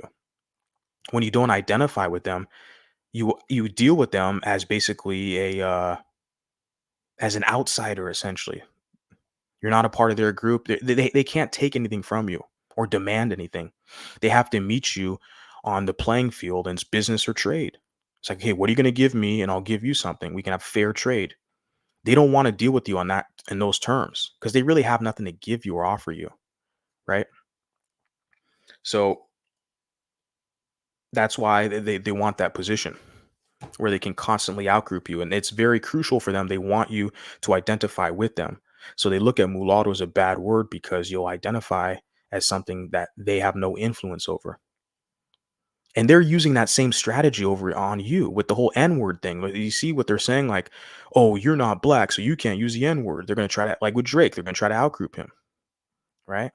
Now, if Drake is like, well, I'm mulatto, I'm not black. Whole different ball game. But that's yet to come. We'll see where time will tell. Drake is around my age. He's a couple years older than me. So he's a millennial, pretty sure, right? So yeah, but this is a Z. She's like this woman on the screen, Jazmyn. She's like, I think 22, 23. She's pretty young. I mean, early 20s. So I think that's Generation Z, right? So I mean, that's what I'm saying. And I see these people on TikTok, these proud mulattoes and proud mulattoes on TikTok. Like, this is the future. So that's what I'm saying with this whole Drake situation. Let's say a decade or even less than for right now. Let's see where this goes, how this momentum builds. And it's going to be really good to watch, really good to see. Because the use of language to gatekeep culture. When you identify as mulatto, you're laying a clear line distinction. They want to be able to identify you as a mulatto. We're going to see a clip with Lord Jamar. Okay. I got to stop calling him Lord. Just call him Jamar or Jafar, like from Aladdin. Right. They want to be able to call you a mulatto or you're not black, but they don't want you to tell them I'm mulatto, I'm not black. Well, you think you better than me? Right. So we got Charlatan defraud here. Charlatan defraud. And this clip is a short clip. He's going to be talking about using the N-word, right? Because they're cool with the Latinos. We just saw Lord Jamar. I got to stop saying Lord. Damn it. I got to catch myself, right? We just saw Jamar saying the Chinese guy, the Asiatic black man, the black man, the original kings of the earth, you dig? So the Chinese guy, he gets a nigga hall pass, okay? But the mulatto guy with the black American father, oh no, not him, right? He can't say nigga because it's not authentic because he didn't grow up with niggas, right? What the hell did China Mac? Did he grow up in the hood? He grew up around Chinese people, right? Right. But yeah, and we see right here Tekashi 6ix9ine. Some people call him Tekashi Snitch 9 because he snitched out a bunch of blacks. But of course, the blacks and they snitch in their culture too, right? So it's all good. And so he's gonna say the N-word. He's gonna check this clown, okay, charlatan, be like, what the hell are you gonna do about it? Who's gonna stop him from saying listen to this shit. This is good. Last time you was here, people, and I don't have a problem with it, but people seem to have a problem with you saying nigga. Because they say a Mexican should not be using the word Bro, nigga. who's gonna stop me? Who? Like that's I can see those comments all the time. Who? But the reason, Like, why can I say it? Like I can say it. Like who gonna stop me? but you made a distinction when you. And remember, this guy, this fraud, Charlatan the fraud, he doesn't have a problem with it. He's just said that. He doesn't have a problem with him saying nigga. But I'm going to share another clip after this where he was repeating Kendrick Lamar's words saying, you can't say nigga no more. Biracials don't come to the Juneteenth, festival. You see, they only gatekeep blackness with the mulattoes. The reason why, because they wield influence over you. Because a lot of these mulattoes, they do suffer from identity issues. A lot of mulattoes are punks and they're begging for black acceptance. And the blacks know they can use that against you and wield influence over you. See, they deal with you differently when you're like, look, I'm not like you. You're not my people. I don't, okay, how much does it cost? I can sell you this for this much. When you do business, the terms are different when you arrange your own terms. See, when they deal with the mulatto who's trying to be cool and trying to be in that group, they can punk you, right? This is why they can only play that shit with the gatekeeping blackness with mulattoes. They can't do that with nobody else cares. Everyone else has their own shit going on, right? So in this guy right here, yeah, he's cool. He's cool with him. He can say nigga all he wants, right? Right? You said two African Americans shooting at each other. So to me, you just using the word as a slang word. No, look, because I can't say two niggas. Like, So, and you see how, because he was saying the audience, some people were saying they have a problem with him saying that. And he's explaining himself in his kind of ghetto vernacular, right? Part of the culture. And the thing is this court gesture, Charlatan is going to cape for his Latino boy. He's going to make all the excuses. He's going to take his side. He's like, oh, I don't have a problem with you saying it. You can say it. See, he's cool with him, but Drake, he's not cool with. You know what it is? I think, has Drake ever been on the Breakfast Club? Maybe that's why he's hating on Drake, because Drake doesn't need these clowns. Has Drake ever been on Breakfast Club? I don't know. Let me check. I don't think he's ever been on. Has he been on? Drake Goes Off on the Breakfast Club. That's 8 months ago. I'm trying to see if he's ever sat in a chair on that show. Maybe that's why these motherfuckers are hating, or especially Charlatan, because he's the main guy at that operation. Yeah, maybe because Drake has never been on that show. So they're hating on him because he's never helped their little struggle channel. And they have the stupid idiot audience, right? These are basically the low IQ crowd, the hip hop crowd. They watch that crap, right? Are scientists watching it? No. They have a bunch of Democratic shills who jump on the Bernie Sanders. I think they had Hillary Clinton on. I think they had Kamala as well. When the Democrats are looking for dumb people to vote for them, they go where the dumb people are, and that's the Breakfast Club audience, right? So I don't think Drake has been over there. That's probably why Charlatan's hating. I'm saying, like, it just makes it look like I'm talking that only black people shoot at each other. You know what I'm saying? Yeah. I'm just saying, hypothetically, if two African American minorities were shooting at each other, would it make the news? No, because it happens all the time. That's a dirty nigga over there. Like, African American, like, I'm not dark skinned. I cannot say this. Like, what I'm saying? Like, it's just vocabulary. You're from New York. You're from New York. You're from New York. From South South Carolina. Carolina, but Oh, I you're know from what you South mean. Carolina? Yeah, I get what you mean. Where's that at? Man, come on. I'm listen to gonna me. book you for a show there. That's where it's at. But you know what it is? Y'all all from New York. You live right by me. Yep.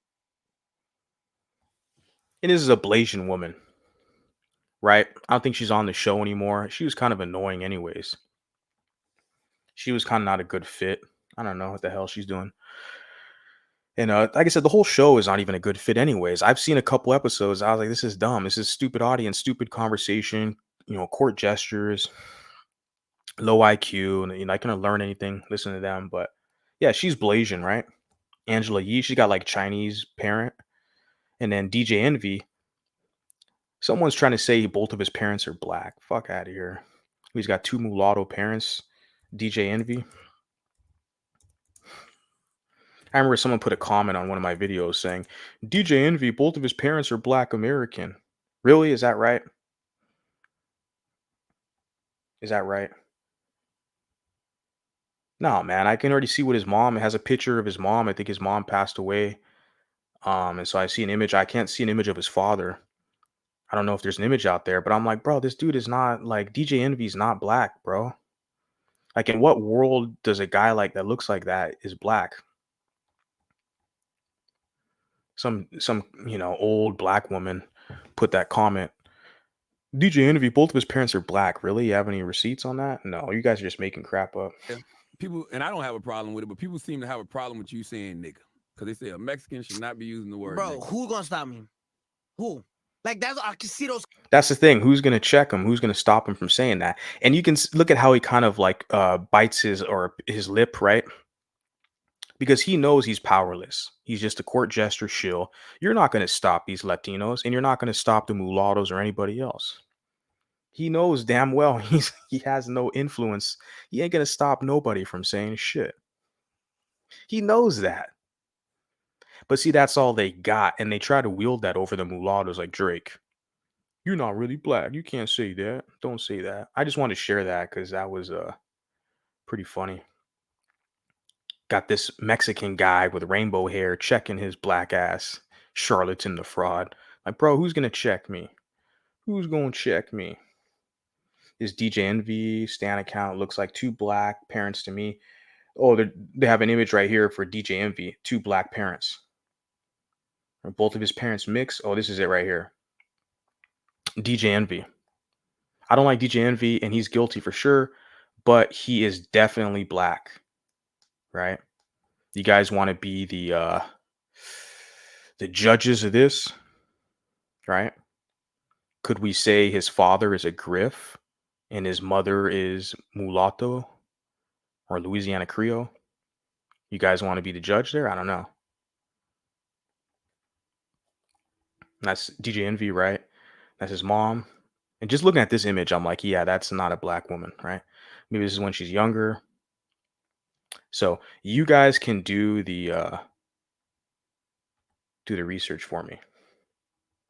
Yeah, not really too fixated on that. But someone put a comment there, and I'm just like, yeah, I guess his parents, they both kind of look black, and they identify as black, so therefore that's DJ Envy. Hey, congratulations, you guys got your special token, light-skinned mulatto, okay? Or maybe he's not mulatto. Oh, okay, I'm sorry. I misidentified him, whatever. You guys can have him anyways, because I've never been a fan of the guy, so I'm not really tripping. So, yeah. Remember that same guy. Charlatan the fraud. He doesn't have a problem with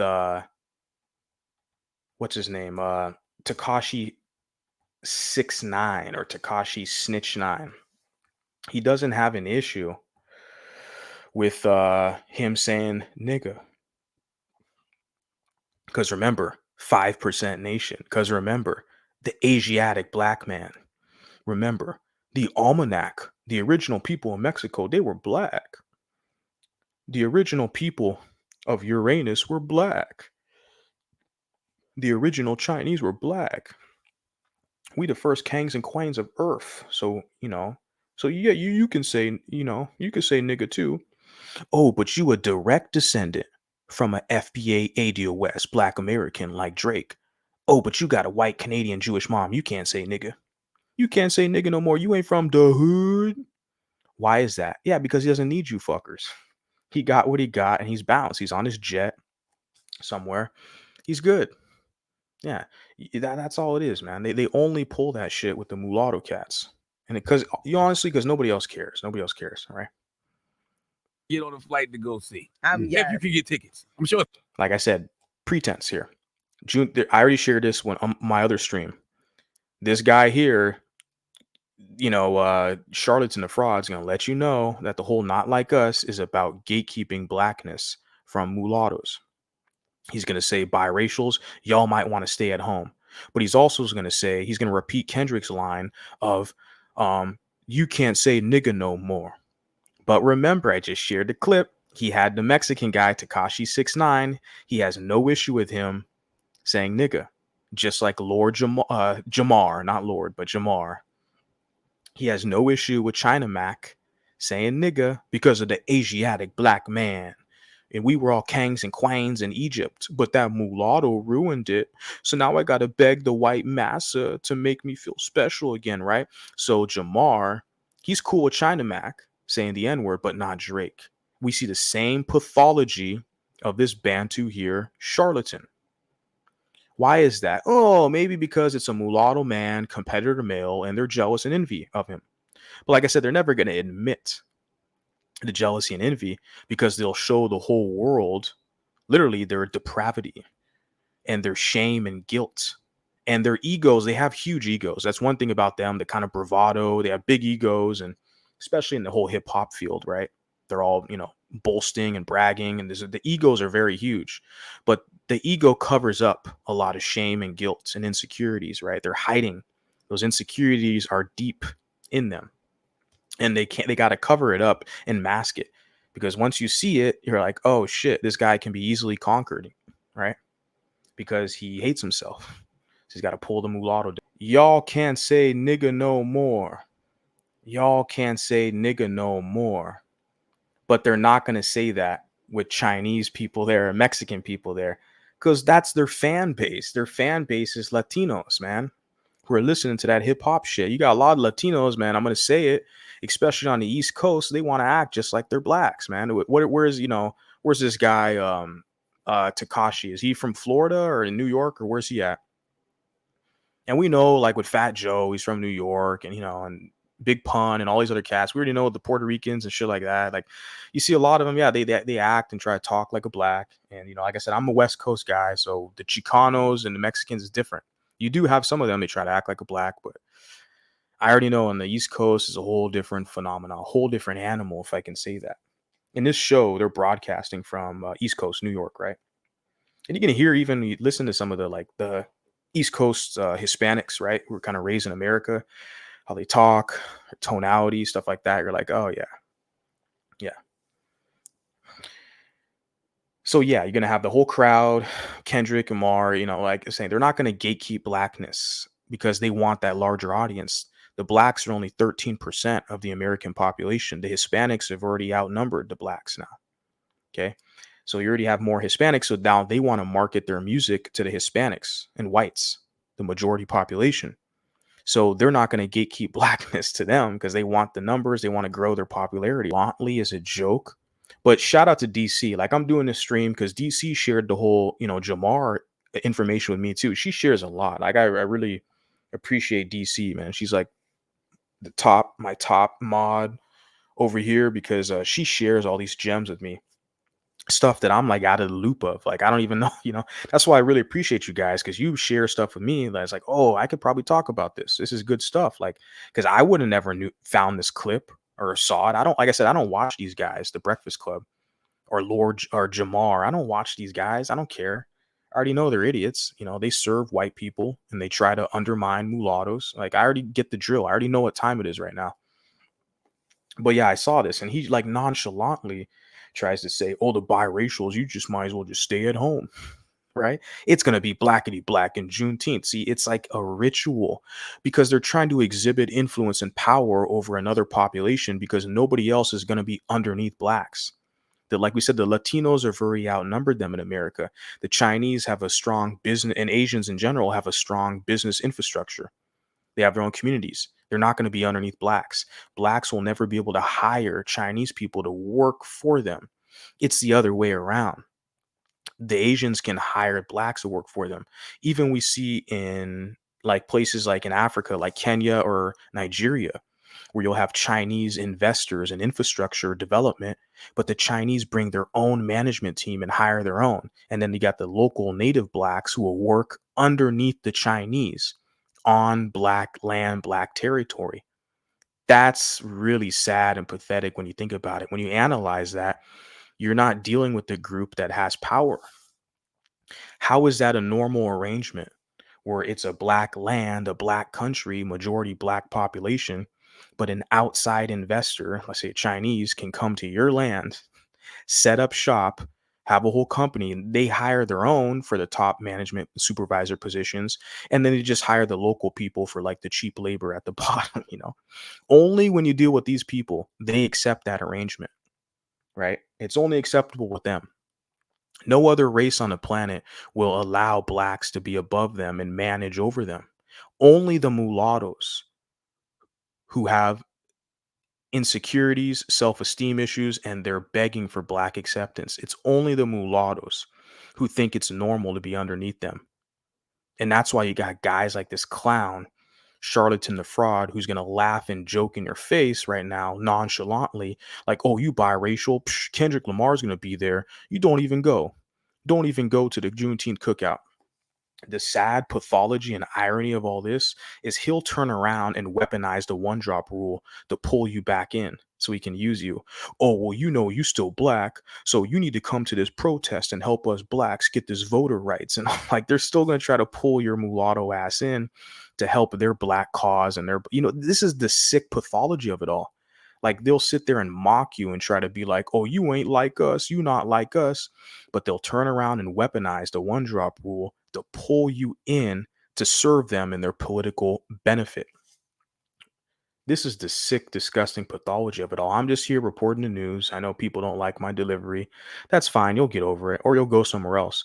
I mean, I've been doing this for a couple years. Like, I've seen people who kind of were watching my stuff, you know, from the beginning, from the jump, and then they eventually just kind of ventured off. They got tired of it. And I'm, you know, not only am I a content creator or whatever, but I watch YouTube like everyone else. So there's other content creators that I used to watch religiously all the time. Whenever they dropped a video episode, I watched them. And over time, eventually I kind of grew out of it. I was like, the content's not vibing with me anymore. And I get it. My, you know, for me personally, my basically deficit could be my negativity, my delivery. I get that. And I respect that with myself. Like, I'm only human, but some people could say it's bitter. But I've seen that with other content creators. I stopped watching, or just the content wasn't like speaking my language. Like, you know, what else we got right here? Okay. Got something else I want to share with you guys here. Let's see, where did I have this at? Okay. Let's check this out. This was brought to my attention as well. Let me pull this up so you guys can see this. Share this clip here. Okay. What is the clip? It says Lord Jamar talks about if it's cringeworthy to hear Drake use the N-word. Again, the same argument. Because he's mulatto, he's biracial. He can't say that, right? Same argument. Let's check out what he has to say. Because his father's black. But here's the thing. He didn't grow up with his father. And how does he know that? Has Drake publicly said that? Because that's one of their main arguments, to basically try to outgroup Drake. Was like, oh, you're trying to act like you're trying to fit in. You're corny, right? You're fake. You're not really like us. You're not a black like us. You didn't even grow up in the hood with us, right? It's cringy when you say nigga. You can't say nigga, right? That's what they're trying to say with Drake, because he didn't grow up in the hood struggling. It's like, how the hell do you know where the hell he grew up? You weren't there with him. This is the type of gossip ho shit that goes on with these characters. Like, they act like women, right? They got to act all tough and, yeah, I'm from the hood, but that the white man's kind of signing their paycheck, right? And it's like a lot of gossip and shit. Did Drake publicly say that he only grew up with his mom or what? Because I see images today. You see Drake with his dad. What the hell? Like, I saw one like not too long ago. It was like a family reunion, and he had his dad and his son there. I'll pull it up. I'll come right back to this clip because I always bring that up. I'm like, wait a second. I see recent images of Drake and his pops. Right? So what the hell are they trying to say? He's like, is he a ward with his dad? Here's his dad. Look at all these blacks right here.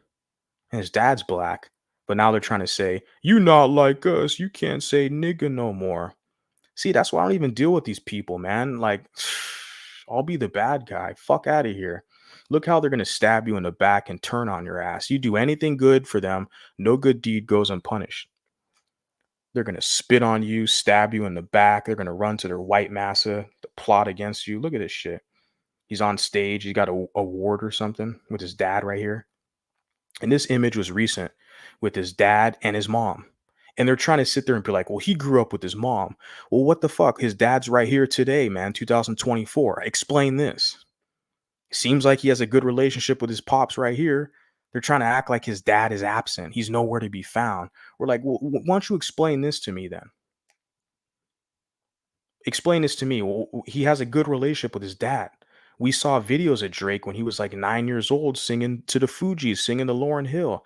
See, they will forever move the goalpost and deny you, right? Because they can't compete with this guy, man. The palatability, the versatility, the mutability, his able to get his ability to get a broader audience, to connect with the white American or white European, to connect with the world and Asians and stuff, right? And Little Kenny and Jamar and Charlatan, the fraud, are stuck in the hood. They're stuck in the hood, man. That's what I'm saying. I saw some of these clips. I was like, these are some bitter ass haters, man. Yeah, these Negroes are just stuck in the hood, man. Gossiping on a podcast about this mulatto man who's running laps around them. He grew up with his mama, with his white mama in a white neighborhood. So again, it makes it clear. I could see if you was one of these mulattoes that grew up in a black neighborhood. You see how he's laying the clear line of distinction there. When was this clip released? 12 days ago, guys. Thanks for asking, channel. This podcast. 12 days ago, they uploaded this clip of Jamar saying, oh, well, Drake grew up with his white mama. He's saying, I can understand if you're one of these mulattoes who grew up around blacks. So he's letting you know you're not a black like him. You're a mulatto. So they want to be able to tell you you're not black, you're a mulatto. They'll use the word mulatto as well. But when I tell them, I'm not a black like you, I'm not like you, I'm mulatto. Well, you know, mulatto is a bad word. The same people will see, because they want the right of refusal. They want to exhibit and wield influence over you to gatekeep and tell you you're not a part of their group. But I tell them, no, I'm not like you people. I'm not a part of your group. I'm something else. You can't say that. Oh, you know, when the police pulls you over, they gonna see you as black. When we get this reparations, when our white massa pays us our reparations, you ain't gonna get none of that. I got my white girlfriend, my Mexican girlfriend. You know, I'm gonna give her some of my reparation money. But since you a mulatto and you don't identify as black, you ain't gonna get no reparation. See, that's what they do, right? But he's identified you as a mulatto, right? Which is correct. But they just don't want you to tell them that. They want to be able to tell you, but they don't have any influence or power to make any decisions out here. This is what I'm saying. Like, they're not in a position to be telling anyone anything. That's where I come in. I'm nobody special. Never said I was. I'm just a guy with a microphone and an email address and an internet connection. That's all. Yeah. With a black family around black people, and that was part of your right. So like I said, it's critically important to know he identified Drake, or he said, oh, well, he grew up around whites. He was like, I could understand if you're one of these mulattoes. Let me put the captions on so you guys can see. Very visible. Remember, Brand Nubian is the group he belonged to. I already said this. He talked about the conspiracies with the 5% nation and the Asiatic black man trying to weaponize the whole damn planet, say the blacks are the original. So everyone else, they're all children of African people. That's the black supremacy they push, right? So that they're basically saying that they have rulership or ownership over all the other races and dominion on the planet. It's like, really? What the hell? What type of weed is he smoking? I know he's smoking, but I don't know what kind of weed, because it's like they come up with these conspiracy theories and stuff. It's insane. And yeah, the whole mulatto thing, like I said, he's a Nubian, so they push the Chancellor Williams destruction of black civilization. They look at the Nile Valley civilization as being the high point of their cultural kind of achievements in Kemet. They always refer back to that, because that was the high point in their African Kemetic civilization. And they blame their conspiracy is they blame the mulattoes for the destruction of their black civilization. There's a book called Destruction of Black Civilization. Check it out, read it. It's all that they push. This is what they all read. All your Afrocentrics, your pro-blacks. That's the book they use to justify their racism, their envy and hate of mulattoes. And I know he is a disciple. He's a student of all that stuff. He's not going to publicize it. You don't want to know why? Because they still want to get in the pants of the mulatto women. So they're not going to go out here all blatant, like, I don't like mixed people, don't trust them, blah, blah, blah. They're very covert with that because they still want to bastardize the mulatto women. That's their preference. They still want the women, but see, the men, they're going to have a special kind of competitive kind of hatred for, and they're going to try to outgroup. Oh, you ain't from the hood. I don't know. I'm not. No. Okay. Here, I got a job for you. You can go do this, right? I'll pay you this much money. You can do this for me or this or that. If you're not dancing, you're not, I mean, I'm not one of these guys trying to go to your cookout. Okay. Because his father's black. But here's the thing. He didn't grow up with his father.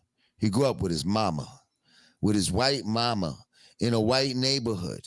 So again, it makes it clear. I could see if you was one of these mulattoes that grew up in a black. One of these, see, even with the closed caption, they didn't get the text correctly.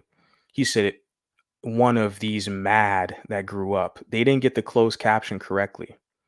But he specifically laid the delineation. Well, I could see if you're one of these mulattoes who grew up with the blacks, meaning you're black identified, meaning you serve the blacks. And remember, the black identified mulattoes are always going to be against mulattoes who do not identify with the black plight. Because those black identified mulattoes, in order to secure their position in Blackistan, they have to go against the rest of us, the mulattoes who are not black identified, because they have to prove to black people that they're the good ones, right? That they're the ones you can trust, right? That we're the bad ones. We just want our own space, our own shit. We want to just exist and flourish. We're the ones, the bad ones you got to be suspicious of, right? But the black identified mulattoes, because I got a couple of them, actually one of them right now. Yeah, one, the golden pookie, I call him, clout chasing like a motherfucker, right? And he's like one of the worst ones I've seen as far as being black identified, where this guy is literally like on self-destruct mode to serve black people and their agenda, to try to like go against me, right? Because I got an audience, I got people who listen, and no one's listened to that loser, and he's really hating, really jealous of that. So again, it makes it clear. I could see if you was one of these mulattoes that grew up in a black neighborhood with a black family around black people, and that was part of. I'm going to share all these clips, guys. I just want to jump up here and share this with you, chop it up with you guys, but I'll share all that stuff, all the clips at your guys' use so you guys can review it. But yeah, like, and like I said, shout out to DC. She shared that with me the other day. And I was like, oh, interesting. Yeah, you see, that's how it is. That's how it is, right? Right? He's okay with the Chinese guy saying nigga, but he doesn't want the mulatto guy to say nigga.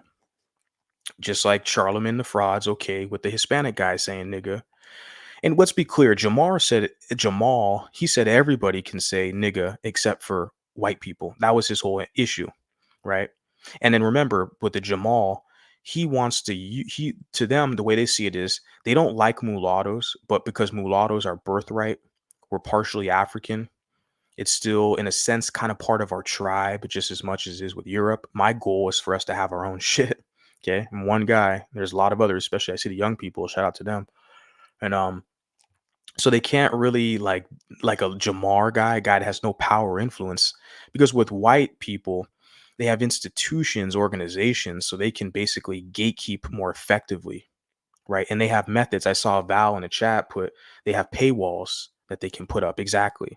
Where if you have to pay this much to go to this gym, or you have to pay this much to live here in this area, right? So they have other crafty methods of excluding you, right?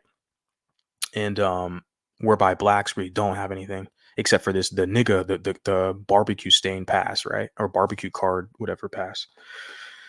And it's very fluid. It's not, definite. They change the definition depending on how they feel, right? Depending on if it's that time of the month or whatever, then they'll change the definition. So what else we got? Okay, yeah, I want to share this. Let me just pull this up for you guys. I had to kind of close out some tabs because I had a lot of these videos up. I'll share these videos with you guys in the description. But let me go right into this right now because this is a good one. Let me go, because there's another lady. I saw this clip, and she's gonna reference mulattoes as well. Let's share this right now. It says here the truth about this is a Pink Book Lessons. 2 days ago, she released this video about Kendrick and Drake, right? She puts here the truth about who's really not like us. Hypocritical colorism exposed. Not like us video reaction. And she's exposing the fact how, she's a black woman, black American woman. How, and she puts in a description right here. She's exposing the fact how Kendrick Lamar has a mixed race baby mama, right? Whitney. And she's in the music video. But the whole song, Not Like Us, is trying to basically outgroup Drake from Blackistan's, cesspool, saying you're not like us because you're biracial. You grew up with a white mom in Canada. You're not like us. And she puts here description. Kendrick Lamar released a highly anticipated music video for his smash hit, Not Like Us. This video featured his baby mama with mixed ancestry, sparking more interest into who's quote unquote us and who's quote unquote they. So she made this video and she's pointing out the hypocrisy of Blackistan. What we're telling you, that this whole setup, this psyop, is a shaming ritual. I shout out to Light Skin History. I see him in the chat. Let me pull up his comment. I shouted you out earlier, Light Skin History. Like I said, I like how you put things into context and how the terminology that you brought, that the shaming ritual is what it is. They're trying to humble this mulatto man. You put here facts. I got a video coming on Jamar about his hypocrisy. Yeah, man, it's insane. But I like how you put things into perspective. The shaming ritual, it's almost like ritualistic in how they, make these arguments and how they set up these kind of traps and pitfalls and how they move the goalpost. But you got Kendrick Lamar's got a mixed race baby mama. And in the video, I think, because I already shared a short of it too, I'll just play it right here, right now, before I get into the other part. Because she identifies us as mulattoes. I like that. This is a good video. Let me check this out. They didn't know what he was talking about. And this is no diss. No. Let me play it right now. When she's also they, sorry, not sorry. She's Drake. Yeah, Drake's same skin complexion and same phenotype. They literally have the same phenotype. Not just a skin complexion, a hair texture, the bone structure. Look at their noses. Kendrick's got more of a flat, like Negroid nose. And look at his nose, his cheekbones, and same with her. Literally, they, the same phenotype. So, and she's in the video dancing around like a fucking idiot. She looks stupid as hell, to be honest with you, because she looks, you see the image they had of her, like she kind of looks like Drake pointed out in the song, how she kind of looks like she's like miserable, man. I don't know. She's smiling for the camera right here, but look at this image right here. They didn't know what he was talking about. Look at her face right here. She doesn't look so happy to me. This is a photo for the video shoot. Remember, Kendrick Lamar's abused her and beat her, right? And Drake pointed it out in the song. He's like, you're abusing your queen. You're the Black Messiah Black Messiah wifing up a mixed queen and hitting vanilla cream to help out with your self-esteem because he cheats on her with white women, right? Because he's a short skin, dark skin. He's a short, dark skin guy, right? So he's cheating on her. Yeah, and she's taller than him, right? Which, hey, that's cool, whatever. But the thing is, yeah, so he's cheating on her and abusing her, hitting her. And like I said, and even Drake in his song said all her Instagram post captions look like "save me." And I'm looking at his image, like I look in her eyes, like she's kind of obligated to do this because maybe this is the most highest caliber male she can get currently. Even though she's probably cheated on him too, as alleged with Drake. She was sleeping with a guy. In that song, he said Dave Breeze. I don't know who the hell he is, but I'm sure they both cheated. There's both been a lot of infidelity, whatever, in their relationship. But they're still kind of together in this arrangement. And that's why it's like they've been engaged for over a decade, but they're not officially married. That's what this woman in the video points out as well. It's like, you've been engaged since what, 2015? We're in 2024. You haven't married her. They're probably not going to get married, man. I don't know. You've been engaged that long. What's the wait? What's the holdup? Yeah, because they're both cheating on each other and he's hitting her and all this crap. It's a fucking mess. But maybe she feels like, she wants, and especially now, more people know about her now than ever before. I didn't know who the hell she was.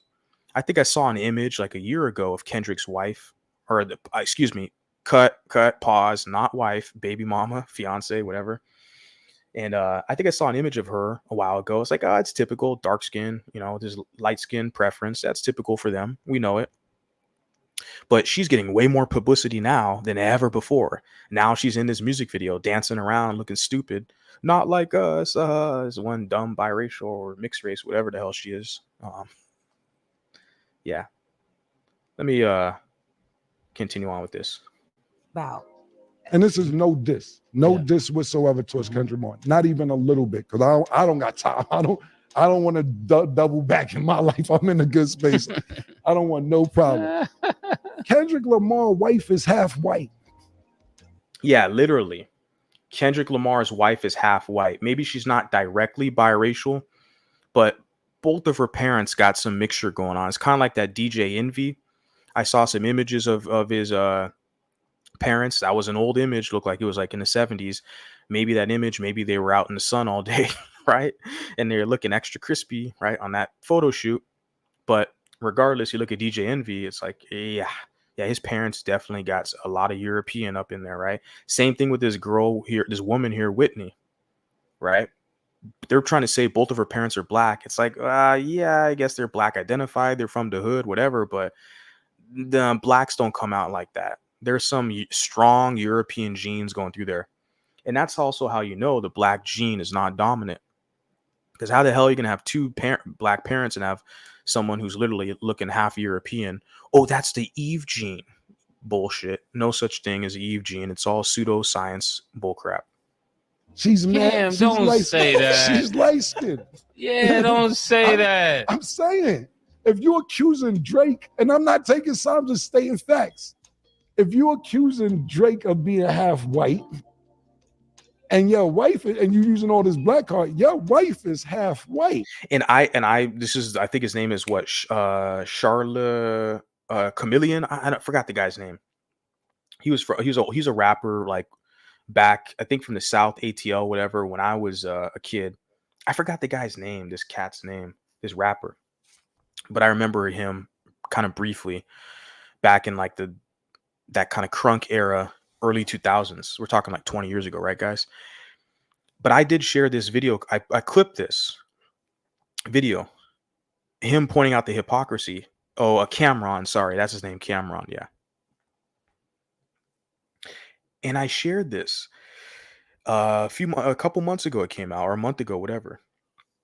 Made a YouTube short, and I remember I got a bunch of busters up in the chat talking crap. Well, they weren't talking crap. Let me say they were disagreeing with the video, and they were saying that this guy's take is wrong. You see how they always play stupid and act dumb when the facts are right in front of their face? I mean, you're not talking to a group of like scientists and engineers.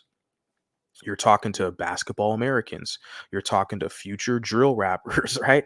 You're talking to aspiring rappers and aspiring, whatever the hell they're doing, entertainers. You're not talking to aspiring engineers and aspiring philosophers. I'm telling you. So like when this guy who's making logical sense, how are you going to tell Drake he can't say nigga or he's not black like you, but your partner is a woman who's fucking half white, bro, literally looking at her.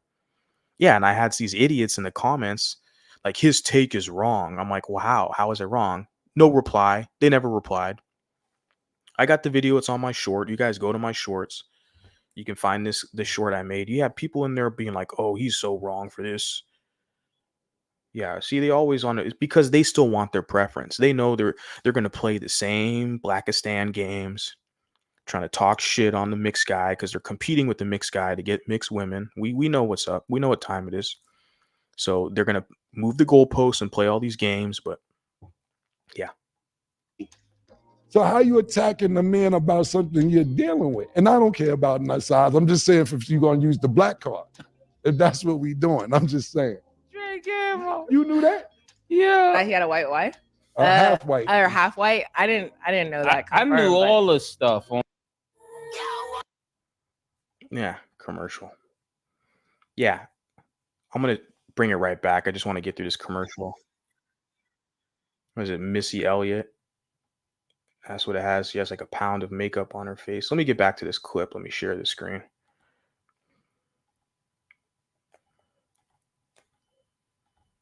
There we go. How are you going around creating mixed race children or children who also have white ancestors, but you're upset about somebody else's mixed race? Not only that, he's calling people colonizers as a slur to people of white or European ancestry. Like he's calling Drake a colonizer, right? Right. That's also anti-white statement. But like I said, you got a lot of stupid whites who are at those concerts dancing around to the song. I'm a colonizer too. The blacks are dancing with me. Yay. Right. So, this is what you see here. A lot of foolishness, and someone's got to basically, call a spade a spade. Out here calling light skin or mixed race black men white, acting like they're not black enough while you're creating children that look like him, or you're dating women with the same genetic makeup. Listen. Or you're dating women with the same genetic makeup.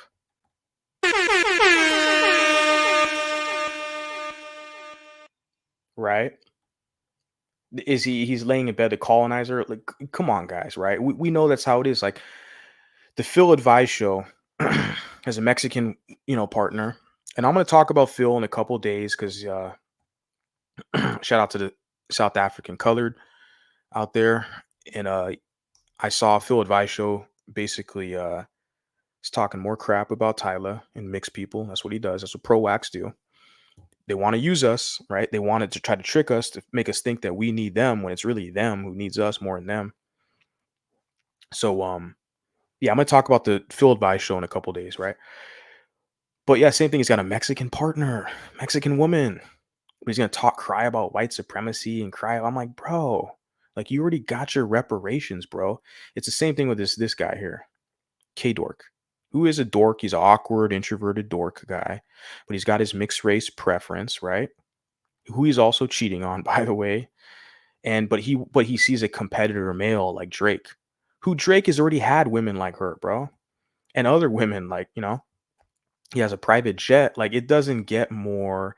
There's no other status symbol above that, I feel like, in the current market right now. If you're a man and you have your own jet, you have your own security team, whatever, you can fly to different countries. Like, you're kind of a made man in a sense. Like, that is the number one form of like transportation. You have your own yacht. That's pretty sick too, but you got your own jet. And it's like, damn. So he has access to women around the world. What does Lil Kenny have? He's got street cred amongst the proud colonized. Like, he's playing on that pro-black shit. It's a gimmick. And that market's going to be limited, I feel like. Where Drake is an international market. The numbers don't lie. In the industry, they're basically promoting and propping up Kendrick right now. But Kendrick needs Drake. This whole beef. Kendrick was nobody before Drake. See, Drake helped Kendrick when he first started. I already shared a clip with you guys. It's in the archives. You can access it.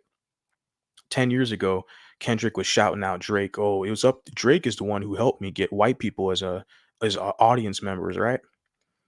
But he's number one in Grammys right now, right? Or like nominated for Grammys, number one song. Yeah, he needed Drake to get all that shit, to get all this publicity. He had a whole music video and all this shit. He needs Drake. Drake doesn't need this boy. This boy just got all uppity, jumped up and barked. And this guy dealt with him, like with the song that I put right there. Was it the Family Matters, right? In that whole Family Matters song, he's talking about how this clown, right, is abusing this woman, right? And this woman cheated on him with Dave. It's a whole mess, man. It's a whole mess. But I just love the fact he's trying to pretend like he's so pro-black. But look at this woman here, bro. This woman's literally like, what, 40%, 40+% European. The black gene is not dominant. This woman is a perfect example of that. Look at the guy behind him in the red cap. Look at his dark complexion compared to her. right? Nobody in Africa is going to look at this woman. She's going to be called white because, you know, there was a mulatto when I was in Ghana, and she kind of resembles this woman here. She had the braids and everything, same skin complexion, and they were calling this mulatto woman that I was with in Ghana, they were calling her white as well. So it's like, man, yeah, get out of here. Let's finish this off. People that's born mixed, they didn't choose their parents. Just like people who's born black or white, they didn't choose their parents either. If your parents are immigrants, you didn't choose them either. We're all who we are, whatever that is. And I'm saying though, the people out there constantly moving the goalposts, lying, saying it's not about being black or it's not about being white, it's about culture. Like, who are you talking to? Try that on an outsider. But I'm not playing stupid for nobody. You're not going to say this is just about culture. Nah, stop lying. It's not, it has nothing to do with culture being from the hood. Because, like I said, this woman, they're giving her the nigga hall pass, Whitney, because she's from Compton, right? And she puts hot sauce on her chicken. Compton is like, what, 60% Mexican now? You know, the blacks have fled. It used to be like a black city or town, not anymore. Is mostly Mexican now. So what? So if a Mexican who's from Compton, the blacks are gonna claim them. You from the hood? You down with the hood? You put hot sauce on your chicken? You can say nigga too. Like, I'm pointing it out, like how they're cool with Tekashi 6ix9ine. They're cool with China Mac because he a Chinese nigga.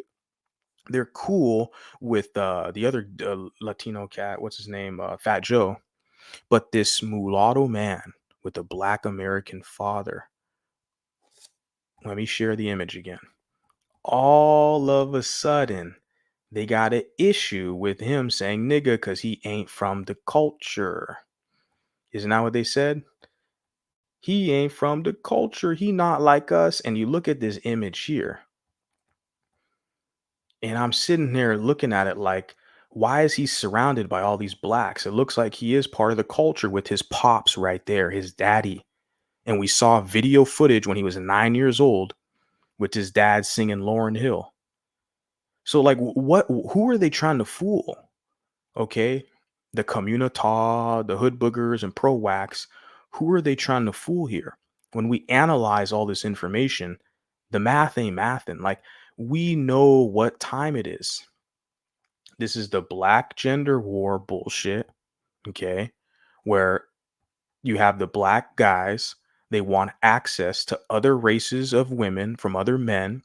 Just like they talk shit about white men, but they love white vagina, right? Just like Kendrick, he's going to call white people colonizers. He's a pro-whack, but yet he's cheating on his mixed race fiance with white women, right?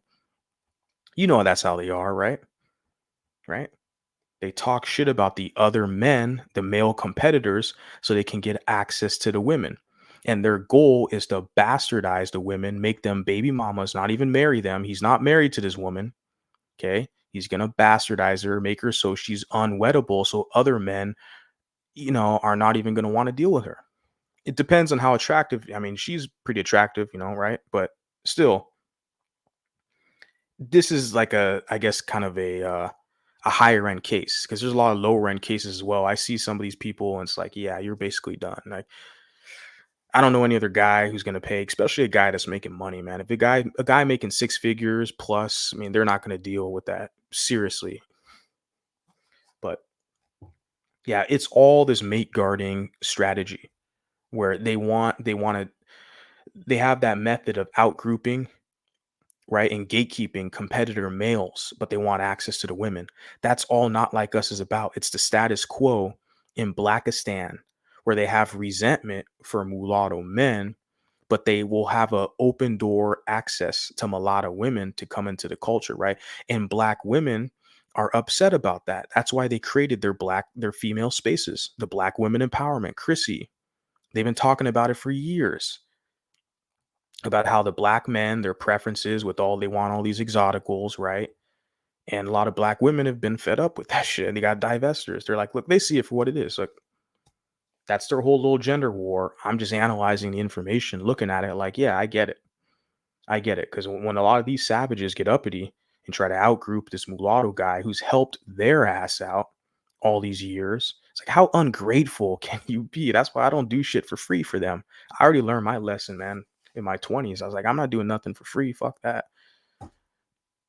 It's been confirmed 3 times over who's us. Then you had Juneteenth and now the 4th of July play. The descendants of Black American slaves, that's a lineage. It's race, it's nationality, it's culture, it's all of that. So for the last 2 months, the Black community has been indulging in this also hypocritical spirit fueled by jealousy and hatred, while changing the definition of Yeah, it's fueled by jealousy and hatred. And this is a Black woman who's calling a spade, right? We all know it's there because Drake has been #1 for 15 years, over a decade. And they're jealous of this man because they can't outshine him. There's no dark-skinned Wesley Snipes to save their ass. Remember they're talking about that in the 80s? Oh, the light skins, they were on top. But Wesley Snipes, he was the first dark skin that in the media, that really got some shine. That's what they always talk about. What they're saying is because their white massa put this dark skin Wesley Snipes in movies. Because their white massa gave their some dark skin some approval. That's what they're talking, because they want white people's approval. Let's be clear. This is why they're upset with the mulatto like Drake, right? And he's better than them. He has more #1 hits. Like his catalog's far superior than theirs. No one's bumping Lil Kenny shit. Maybe this summer because the track is hot. Yeah, but you're talking about Drake. The irony of that. Oh, we're going to be bumping Not Like Us. Yeah, but you're talking about Drake. So you pussies, you're thinking about Drake when you bump that shit. So it's still Drake wins. You got his name in your mouth, right? You got to talk about him to get your shit popping. Yeah, we know what it is already, right? called blackness every other second as they try to make a common narrative stick that really exposes not only colorism in the Black community, but this underlying contempt for mulattoes too. A bunch of You guys hear that? And I saw this earlier. I was like, oh, there we go. And see, the closed caption's not even accurate. It says mottos. She's meant to say the underlying contempt for mulattoes. What I like about this and why I'm publicly documenting this, because we have on record Jamar, okay, I'm not going to say Lord, I'm going to call him Jamar from Brand Nubian, saying mulatto, if the mulatto grew up with the blacks, he's good. Yeah, because to him, he's Black identified. But this Black lady is pointing out the hypocrisy in the Black community and their envy and jealousy of a lot of mulattoes. And she puts here the open contempt they have for mulattoes, and they try to cover it up. Of that. So for the last 2 months, the Black community has been indulging in this also hypocritical spirit fueled by jealousy and hatred, while changing the definition of so-called blackness every other second as they try to make a common narrative stick that really exposes not only colorism in the Black community, but this underlying contempt for mulattoes too. A bunch of She said it covers the underlying colorism in the Black community, but this contempt as well for mulattoes. Yes. Yes. And this was honest commentary, I believe, on her part. There's honest commentary because people who say with me I'm biased or I'm an echo chamber, I'm just like, yeah, fuck you. Wrong spot. I don't care because we got our own stuff now. Because I had some Asian guy, like he's a little Kendrick fan, talking shit. I just like, whatever, man, get out of here. Get up out of here. They're mad that we got our own shit now, right?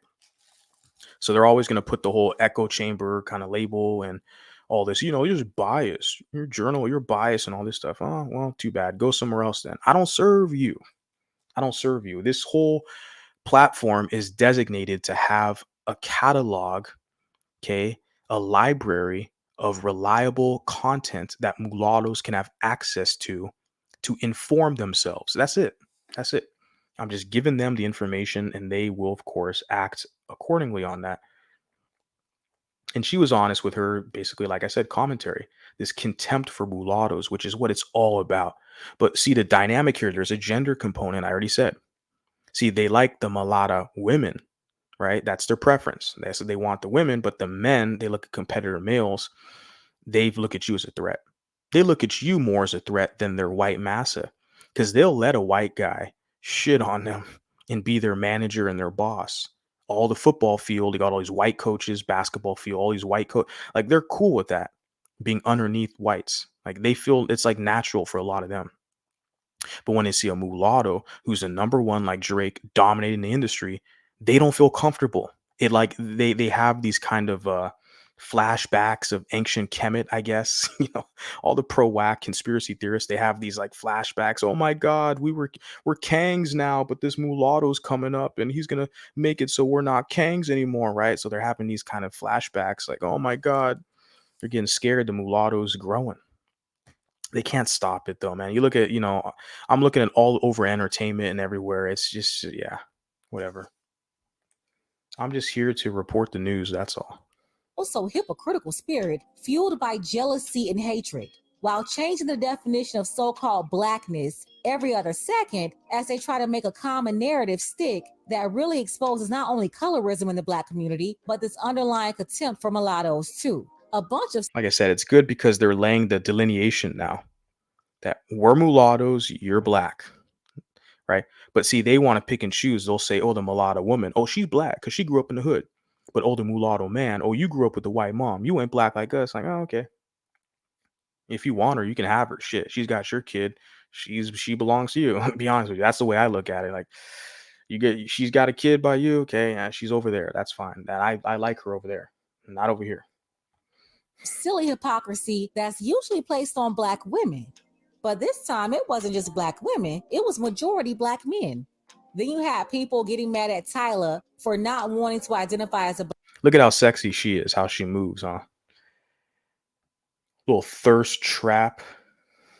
But she is, yeah, good sexy, the way she kind of wiggles and moves, like shakes her hips, right? The way she dances, Tyler. But let's listen to this. I just wanted to stop and say that. But listen to what the commenter, Pink Book Lessons, has to say. Then you have people getting mad at Tyler for not wanting to identify as a Black woman. She's a mixed woman from South Africa. But you also get mad at Lotto for being a mixed woman from America. I've heard a lot of Black people call her white too and told her that she wasn't Black. It's like if they try to claim to be, quote, us, you get mad and tell them that they're they. But if they say I'm they, you still get mad and say they don't want to claim us. You see that catch-22, that kind of interesting dichotomy, I can say, whatever, or quandary, this problem where it's like, if you want to be down with them, be cool with them, like Big Lotto and Drake, they're going to tell you, oh, you not like us, you white, you colonizer, you ain't a Black from the hood, you dig, right? But then when you, like this woman, look at her with her father's like Indian, right? And her mother's like mixed, right? I think she has Zulu and some other like Dutch ancestry, right? She's a colored identity. So she identifies as colored, right? And from South Africa, she has a strong identity. Her parents are still there. They're proud of her, right? So with her, she's going into the whole situation talking like, well, I'm not like you people. I'm not African American. I don't identify as Black. Which she's very, look at her father, like, right? It's a proud Indian man. Look at her mother. Like, she doesn't belong to the communitas cesspool of America. Like, you guys can't claim her. She's not one of you. But they're mad at her for that, for not claiming to be like them. She's telling them, I'm not like you. I'm colored. I'm not a Black. Remember Charlatan the fraud? Tried to grill her on that and challenge her. I already did a stream on that, right? That's how they are.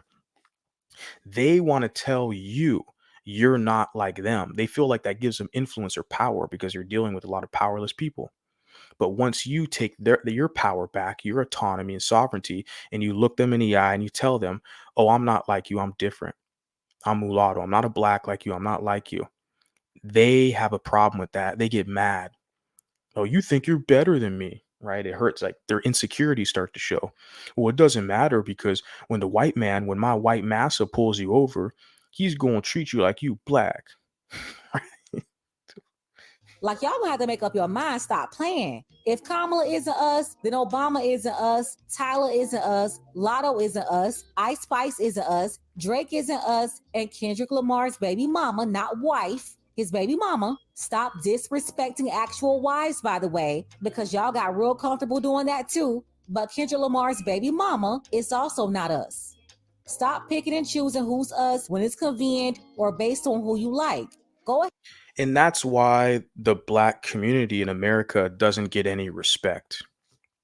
And that's why, honestly, they're kind of positioned as an entertainment class in America. Why, like I said earlier, nobody will allow them to have rulership over other groups. Like in the United States of America, even other minority groups, when they come to America, they will never allow blacks to be managers over them, or they'll never be in a position where they have to depend on blacks for anything. Nobody finds it acceptable. The reason why is because this loose, kind of fluid vagueness in the terms and conditions that blacks have designated, where they want to pick and choose who gets to be black and who doesn't based on if they can use you or not, right? They'll claim Obama is black for 8 years. They voted for him. Then now he's out of office. He didn't do anything for blacks. So he ain't even black. He mulatto, right? They'll claim Sinbad. They'll claim Thurgood Marshall, any mulatto, you name it. They'll claim him. Oh, but he fought for black, rights and the, the black issues. They say black issues. What the hell's a black issue, right? Right. That's what they'll say. A lot of people in the comments. Oh, well, J. Cole, he actually talked about black issues and Drake didn't. What the hell's a black issue? What's your issue, bro? What's your issue? You need me to go buy you some hot sauce for your chicken? Is that it? Will you be happy then, right? If I go, send you a couple blunt wraps, will you be happy? Right? Is that it? I can go mail you some hot sauce, and I guess I advocated for a black issue. There you go. But what the hell do you people want? Like, I know what you want. You're powerless. You have low self-esteem, and you want to exhibit power and influence over another group of people. In this case, mulattoes. And you want to pick and choose which ones to quote unquote claim. And the reason when you have that vagueness, you pick and choose. See, it's a double-edged sword, because then these are the same people who are going to turn around and cry colorism. It's European standard of beauty. You talk about a mulatto who's half European, right? Like Drake or whatever. So they want to be able to claim your wins, claim you, right? But then when you outshine them, when you're preferred over them, right? Then like a Zendaya, whatever, then they're going to cry and complain. Oh, she only got that role because she's mixed. She's not a dark-skinned queen. Well, what the hell? You people been telling her she's black to benefit you. Now that, that's why they people don't take them seriously and they look at them for entertainment, because other people basically have mandates, guidelines. They have things etched in stone. They have laws written, and obviously there can be kind of edited or updated, but they actually have things in writing, a criteria established. They have failed to do that. They have no criteria established. What they consider blackness changes every damn day based on if it's that time of the month, right? If they're on the rag or how they feel, it doesn't matter. It doesn't matter. Like they just, depending on how they feel, if they like you or not, right? If they can claim your wins. We're just about done here. Go ahead and make up whatever rules y'all going to make up, but you better hold those standards for everybody.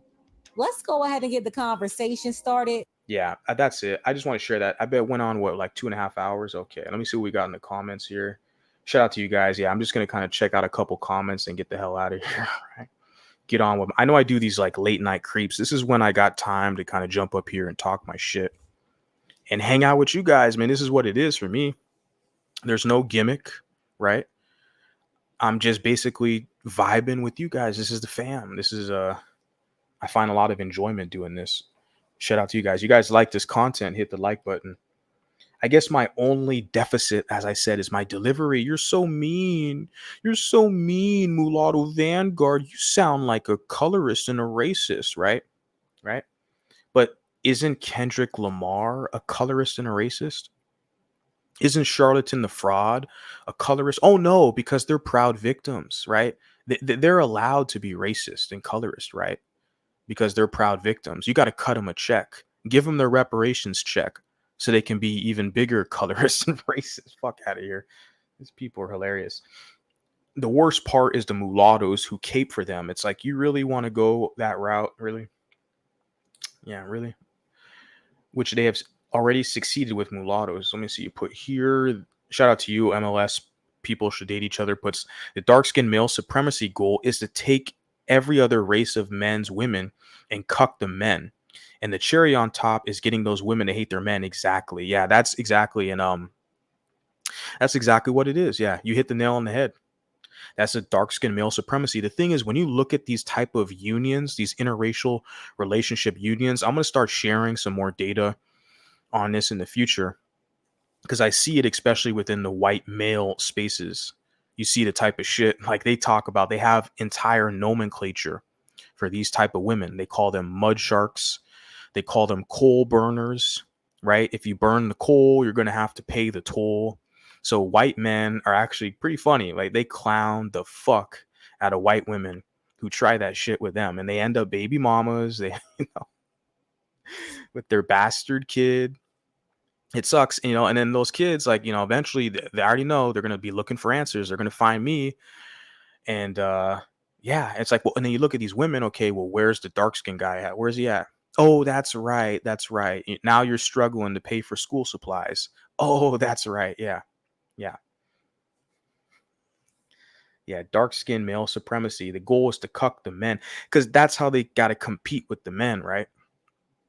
That's, I said, the way that they compete with the other races of men is to bastardize the women, right?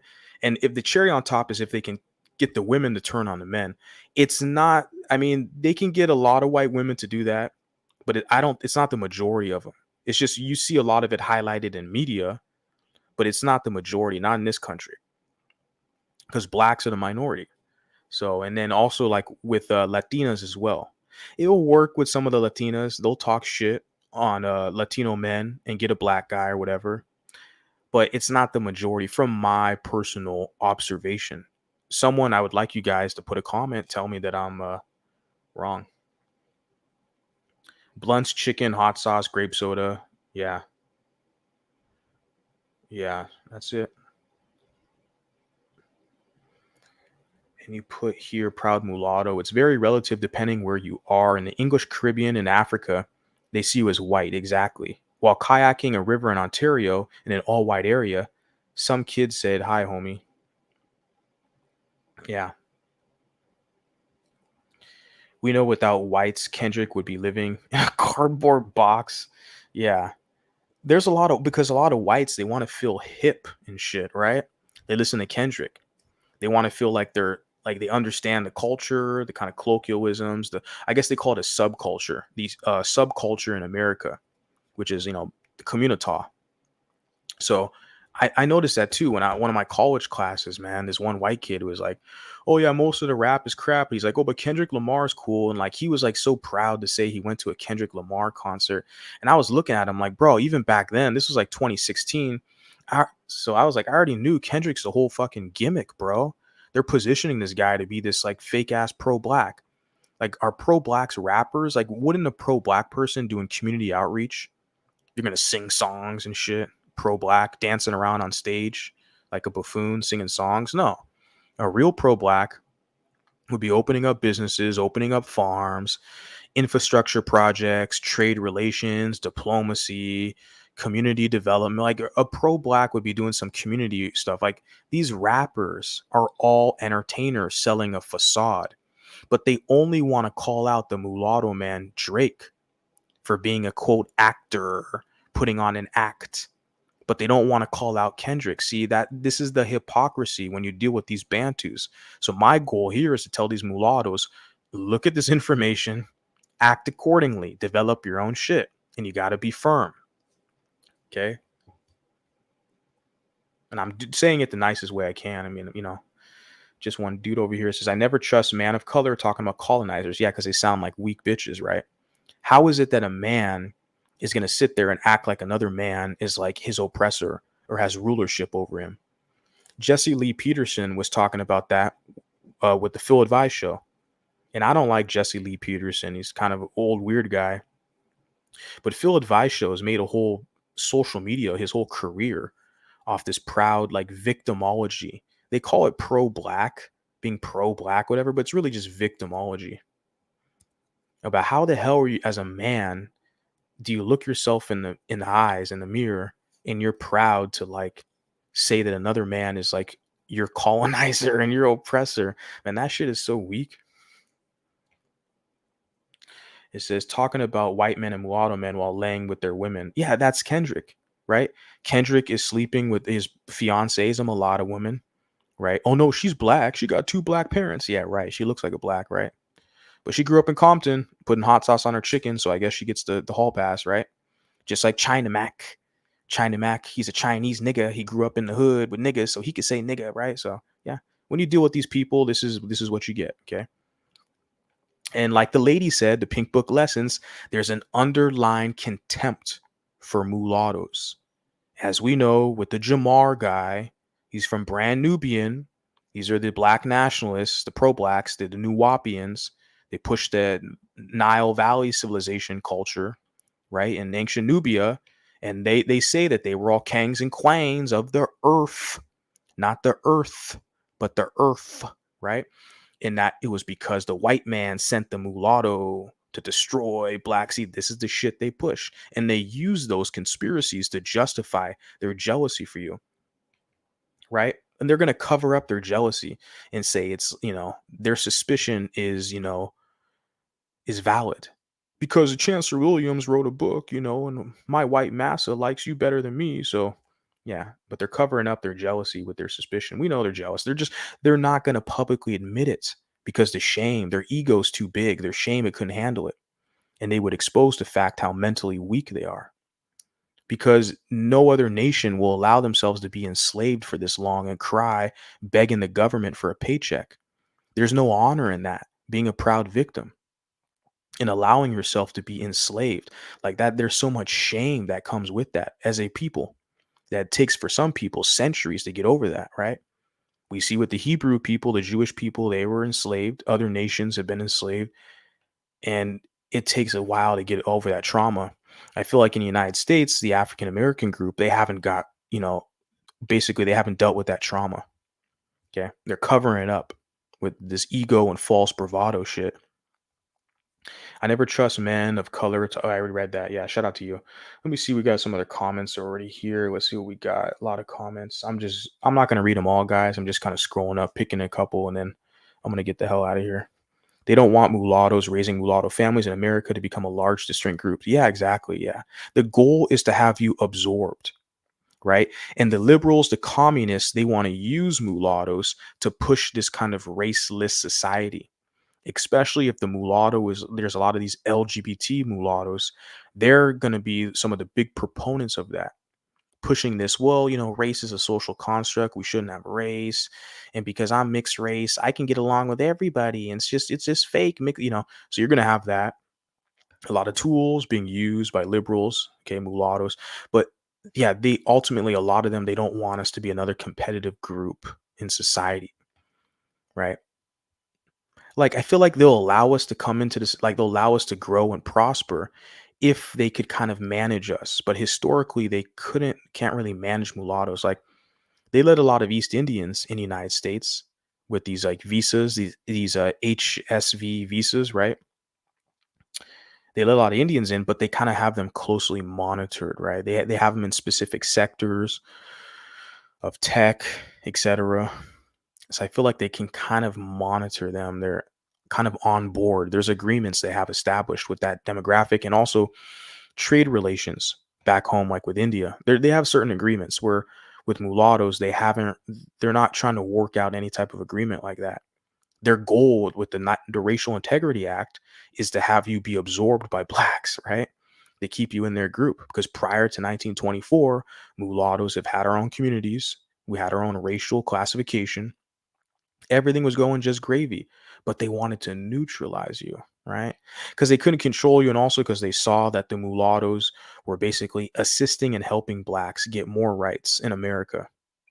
Okay, with all the schools and universities being developed at that time in the early 1900s, Booker T. Washington, W.E.B. Du Bois, they were seeing all these mulattoes helping out the black society, and so eventually, the upper class white society said, look, let's just throw them in with the blacks. Let's take away their racial classification, racial designation, right? Because you had the brown society in the Carolinas, mulatto organization, and they were clear. Like, they basically served the mulattoes. They did brown society. They did not serve blacks.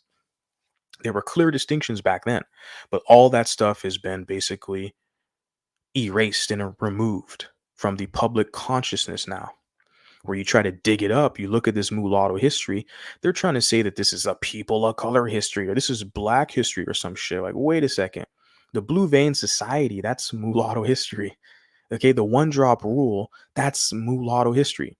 Blacks can't pass for whites. Only mulattoes can pass. Okay, let's be clear here. Is trying to normalize mulattoes always dating blacks. Even most ads, yeah, mulattoes, yeah, with black partner. What they do as well is they'll show mulatto women with a black man. That's very common in advertisement, or a mulatto woman with a white man. So either end, they're basically the mulatto is going to get washed out and absorbed. And if they show a mulatto guy, yeah, it's going to be like a white woman or like a black woman. Yeah, I see that a lot. When you see these advertisements, they talk about interracial ads, whatever. You don't see often where it's where it's a mulatto couple, mulatto family, right? This is going to be on us. That's our job to promote these images because what's out there today, they don't want to promote that. So instead of being like the white nationalist, okay, and the conspiracy theorist who cry and complain about these Jewish advertisement agencies who are promoting miscegenation with these ads, instead of complaining about it, why don't we create our own advertisement in our own images? We can celebrate it. Will we have the same reach? No, but we can still get our images out there. That's the point. We can still do something about that. And I'm going to have a video coming up and I will do something about that. So you guys just stay tuned for that. Where are we at? 2 hours and 45 minutes. Shout out to DC. That's funny, huh? Yeah, dancing like gangbangers and shit, huh? I think they're trying to do like the Crip Walk or something because it's like a West Coast beat. They're not like us. It's supposed to be like some like kind of Crip hood beat or something like that. Yeah. He put here they are like the black cops that go extra hard against black suspects to prove themselves to the white cops. Yes, exactly. I think you're mentioning that in reference to like the black identified mulattoes. Yeah. Yeah, like in that movie, what's that movie? The Spike Lee film. Was it called Old School? Is that the name of the movie with Ice Cube? I think so. I haven't seen that movie in a while. But yeah, in that movie you had like the black cop who was really like going in on the black suspect to show out for his white cop partner, to show him, hey, I don't give a damn about these niggas. I'm gonna teach him a lesson to show the white that yeah, that's how they do it. It's real life phenomenon, right? It's the same thing that a lot of these blacks, a lot of these mulattoes will do against other mulattoes to show blacks that they're loyal, right?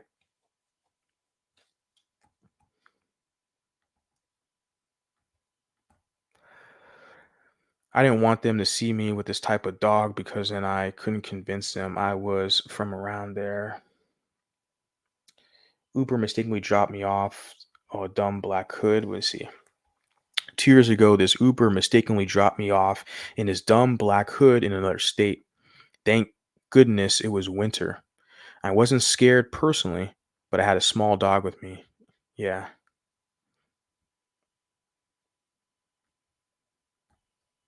You put, she promotes dating old rich guy, or excuse me, rich ugly ugly men, which I can't agree with. She's promoting prostitution basically. Who's that? Oh, Shira 7. Yeah. She's one of these level up. Like when you ever hear the leveling up, it's like prostitution talk, right? They're like, basically, don't waste your time and energy being romantic with a guy. Just level up. Just make sure the guy pays you, get the bag. That's what it is, basically. It's like a sugar mama or sugar baby type of situation. I've heard of that, yeah. It's like a transactional relationship. So it's yeah. Yeah, there's always going to be a market for that. That's what it is. I think most men, they actually, from the guys that I deal with anyways, the men that I deal with, it's we want families. We want families, we want legacy, right?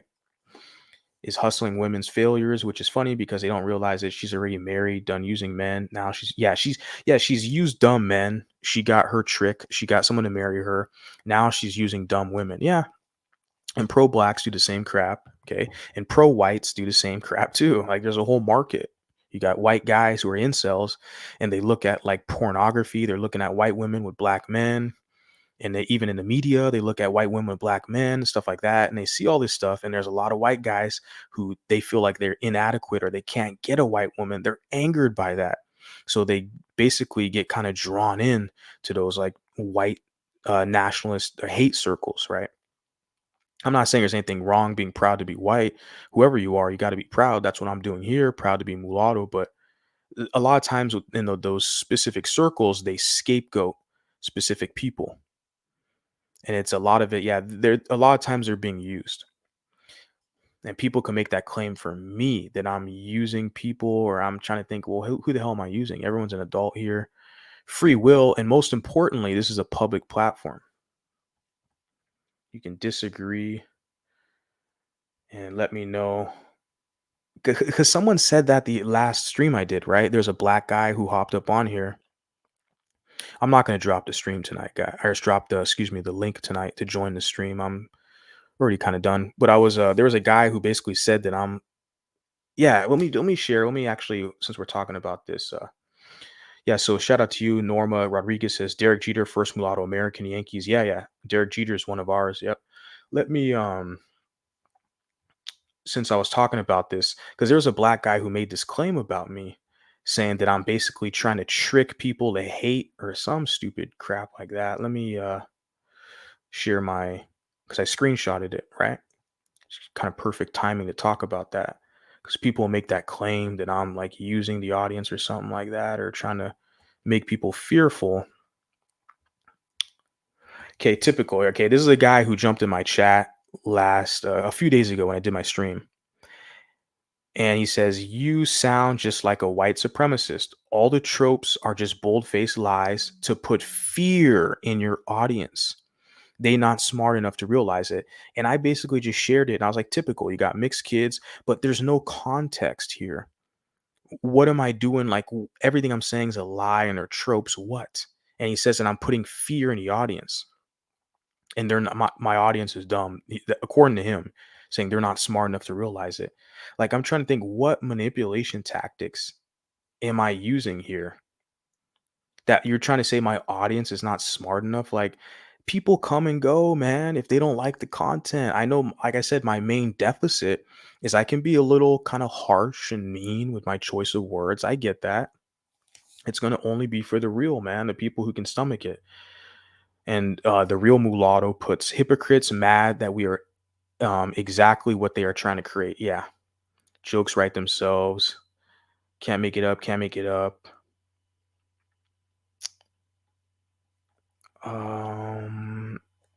Yeah. Hi MV, have an email. He put another comment here, actually. If you guys want to make sure you see all the comments, there might be some comments hidden at first.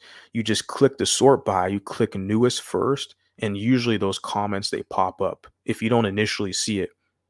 Because some people will put comments and be like, hey, YouTube's deleting my comments or this or that. So what happens, sometimes you got to click this sort by, click newest first. And then those comments that are kind of hidden, they usually end up popping up. So right here, see his comment popped up. He puts here, yep, typical colonizers. Wouldn't expect anything less. That anti-blackness is ingrained. And I put a comment here. Someone liked his comment. No one liked mine, which is good. That's fine. I'm just sharing this with you guys to let you know that the comments that I delete, because I do delete comments and I do block people, because like I said, this is not a black space. Okay. They're used to drowning your voices out. They're used to punking you and trying to maneuver you back into their space where they're the majority and they can use you. I've specifically curated my platforms to where mulattoes have the microphone and the say over here. So, but like, I'll let you disagree with me, but you got to at least, I don't tolerate any slander or just random ad hominems unless they're funny. Like if you want to just call me bald or some stupid childish thing, that's kind of funny. I don't care. You can put your comment there. But some slander stuff, I'll just block you or whatever, remove the comment. I don't want that crap. I put here or replied to him, crying on the internet about colonizers is not a flex. It is weak and pathetic. It also shows that you are operating from a position of powerless. I should have put ness, powerlessness. I forgot the NES S. So I got to go back and kind of correct that. Yeah, so I'm thinking here, but he puts I'm a liar, you're racist, you're anti-black. That's what they all say. If you cut off access to them, you're a colorist, you're anti-black. You won't let me talk shit about you. Let me smoke my blunts and bastardize your women. But he put right here, sound like a white supremacist. All the tropes are just bold-faced lies to put fear in your audience. What tropes? In fear in my audience, the audience here kind of a lot of them agrees because they've experienced the similar things that I have with them. These shared experiences, that's what kind of brings people together. That's like a community. You have these shared experiences, you tell your stories. See, they don't want us to have that. They don't want us to have the microphone because they're not pedestalized. And a lot of times we're pointing out their tomfoolery. I'll say it like that. We're pointing out how they've been wrong in a lot of cases. And they don't like that. They want to tone police your speech to make it seem like they're the special little victims. And the mulattoes just have to act a certain way to appease black people. Fuck that. The mulattoes are over here. They're over here for a reason. Okay. And I got white people. You got Celine in here, and there's other white people. I know, like, what's his name? Kilpatrick. I think that's his name, Kilpatrick.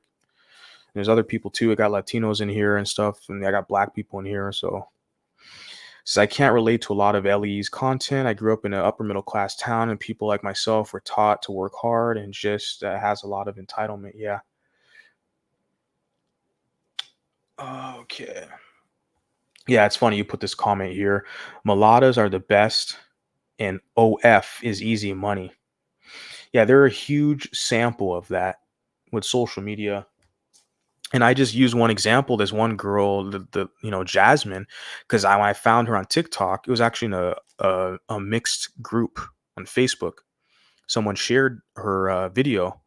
I was like, oh yes, she identifies as mulatto, and someone tried to challenge her, and she basically checked them. It's like, yes, let me promote her on my channel.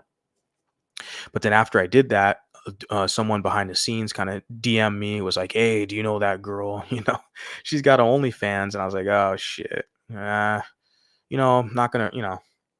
But the fact is, she's still, I'm highlighting the fact that she's basically proudly identifies as mulatto, and we need more like that. Okay, what she does to get her bag on the side, yeah, it's not my business. Yeah, I wouldn't take anyone seriously who uses those terms. I hate how people are fucking up basic English. I had a drove of young blacks on TikTok get mad because I said it was stupid to say bye. Damn. I got a couple more minutes before I'm going to close this out. I have 2 Chinese restaurants in my neighborhood and a Japanese restaurant near me. Hey, you eat Chinese food. Just like, Jamar was saying, China Mac, he could say nigga because, Chinese and Asians, blacks like Chinese food. You see how stupid he is, man? Like, I'm looking at him like, bro, he just looks like an older, weak guy who's outdated. And he sees this young mulatto guy, Drake, just basically dominating all the dark skins in the hip hop. And even light skins, he's just dominating everybody. All the white rappers, Latino, like Drake is the biggest artist, and he has been for 15 years. And just this old black guy who could never ever be as successful is just a hater, man. Like the hate that they have in their heart, man. It's just. I tell these mulattoes, you guys got to fucking move accordingly, man. Like I was talking to a guy, he consulted with me, and I told the guy, man, you just protect your bag. I know you're surrounded by them. You're making your money. You're in a prominent position. Like I would never tell you to leave that situation. You're making your money. Do what you do. But I basically advised him, just create a social media page. Maybe go faceless. Create some content or a blog. Write out these ideas. Like he was trying to come to the terms with the fact he was older than me, a professional gentleman, kind of corporate America, who consulted me, and I was just, so different stages people come to the conclusion that it's not a normal, healthy arrangement that a lot of mulattoes in America have with African Americans. Because a lot of these mulattoes, they feel like they're being limited and they're in a subordinate position. They can't be their true, authentic selves. They have to hold on to an act. And a lot of mulattoes are afraid to identify and say they're mulatto because they know blacks, their feelings are going to get hurt because of their insecurities and trauma they have, right? And it's yeah, people come to terms with that in different stages in their life. So shout out to the cat who hit me up about that. But I'd like to see more of you guys out here basically do the same. So whatever you can, social media, blog, etc. Get this stuff out here. We're 3 hours deep. Let's see what we got. Speaking of Asians, I went to an Asian nail salon catered to black women. Just out of curiosity, because I work next door, the Asian lady said, "Why are you here?" Yeah, you have hair. She's used to dealing with. That's funny.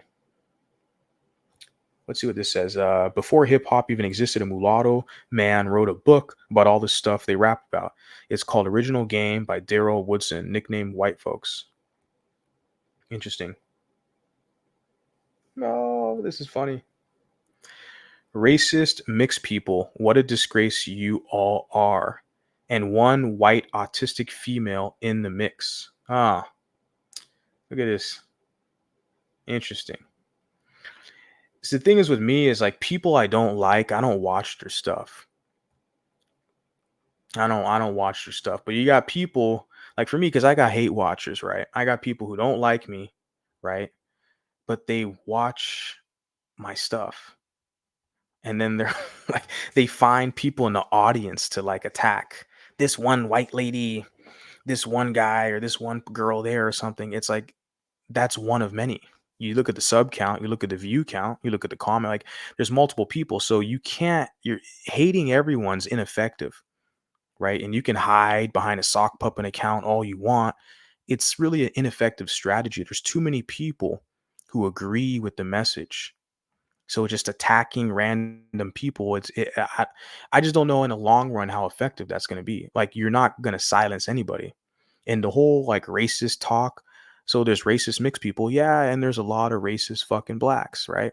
And what they're upset about is that the racist blacks, like Kendrick Lamar and his fanboys, they're getting called out. Yeah, it's a new day. It's a new day now.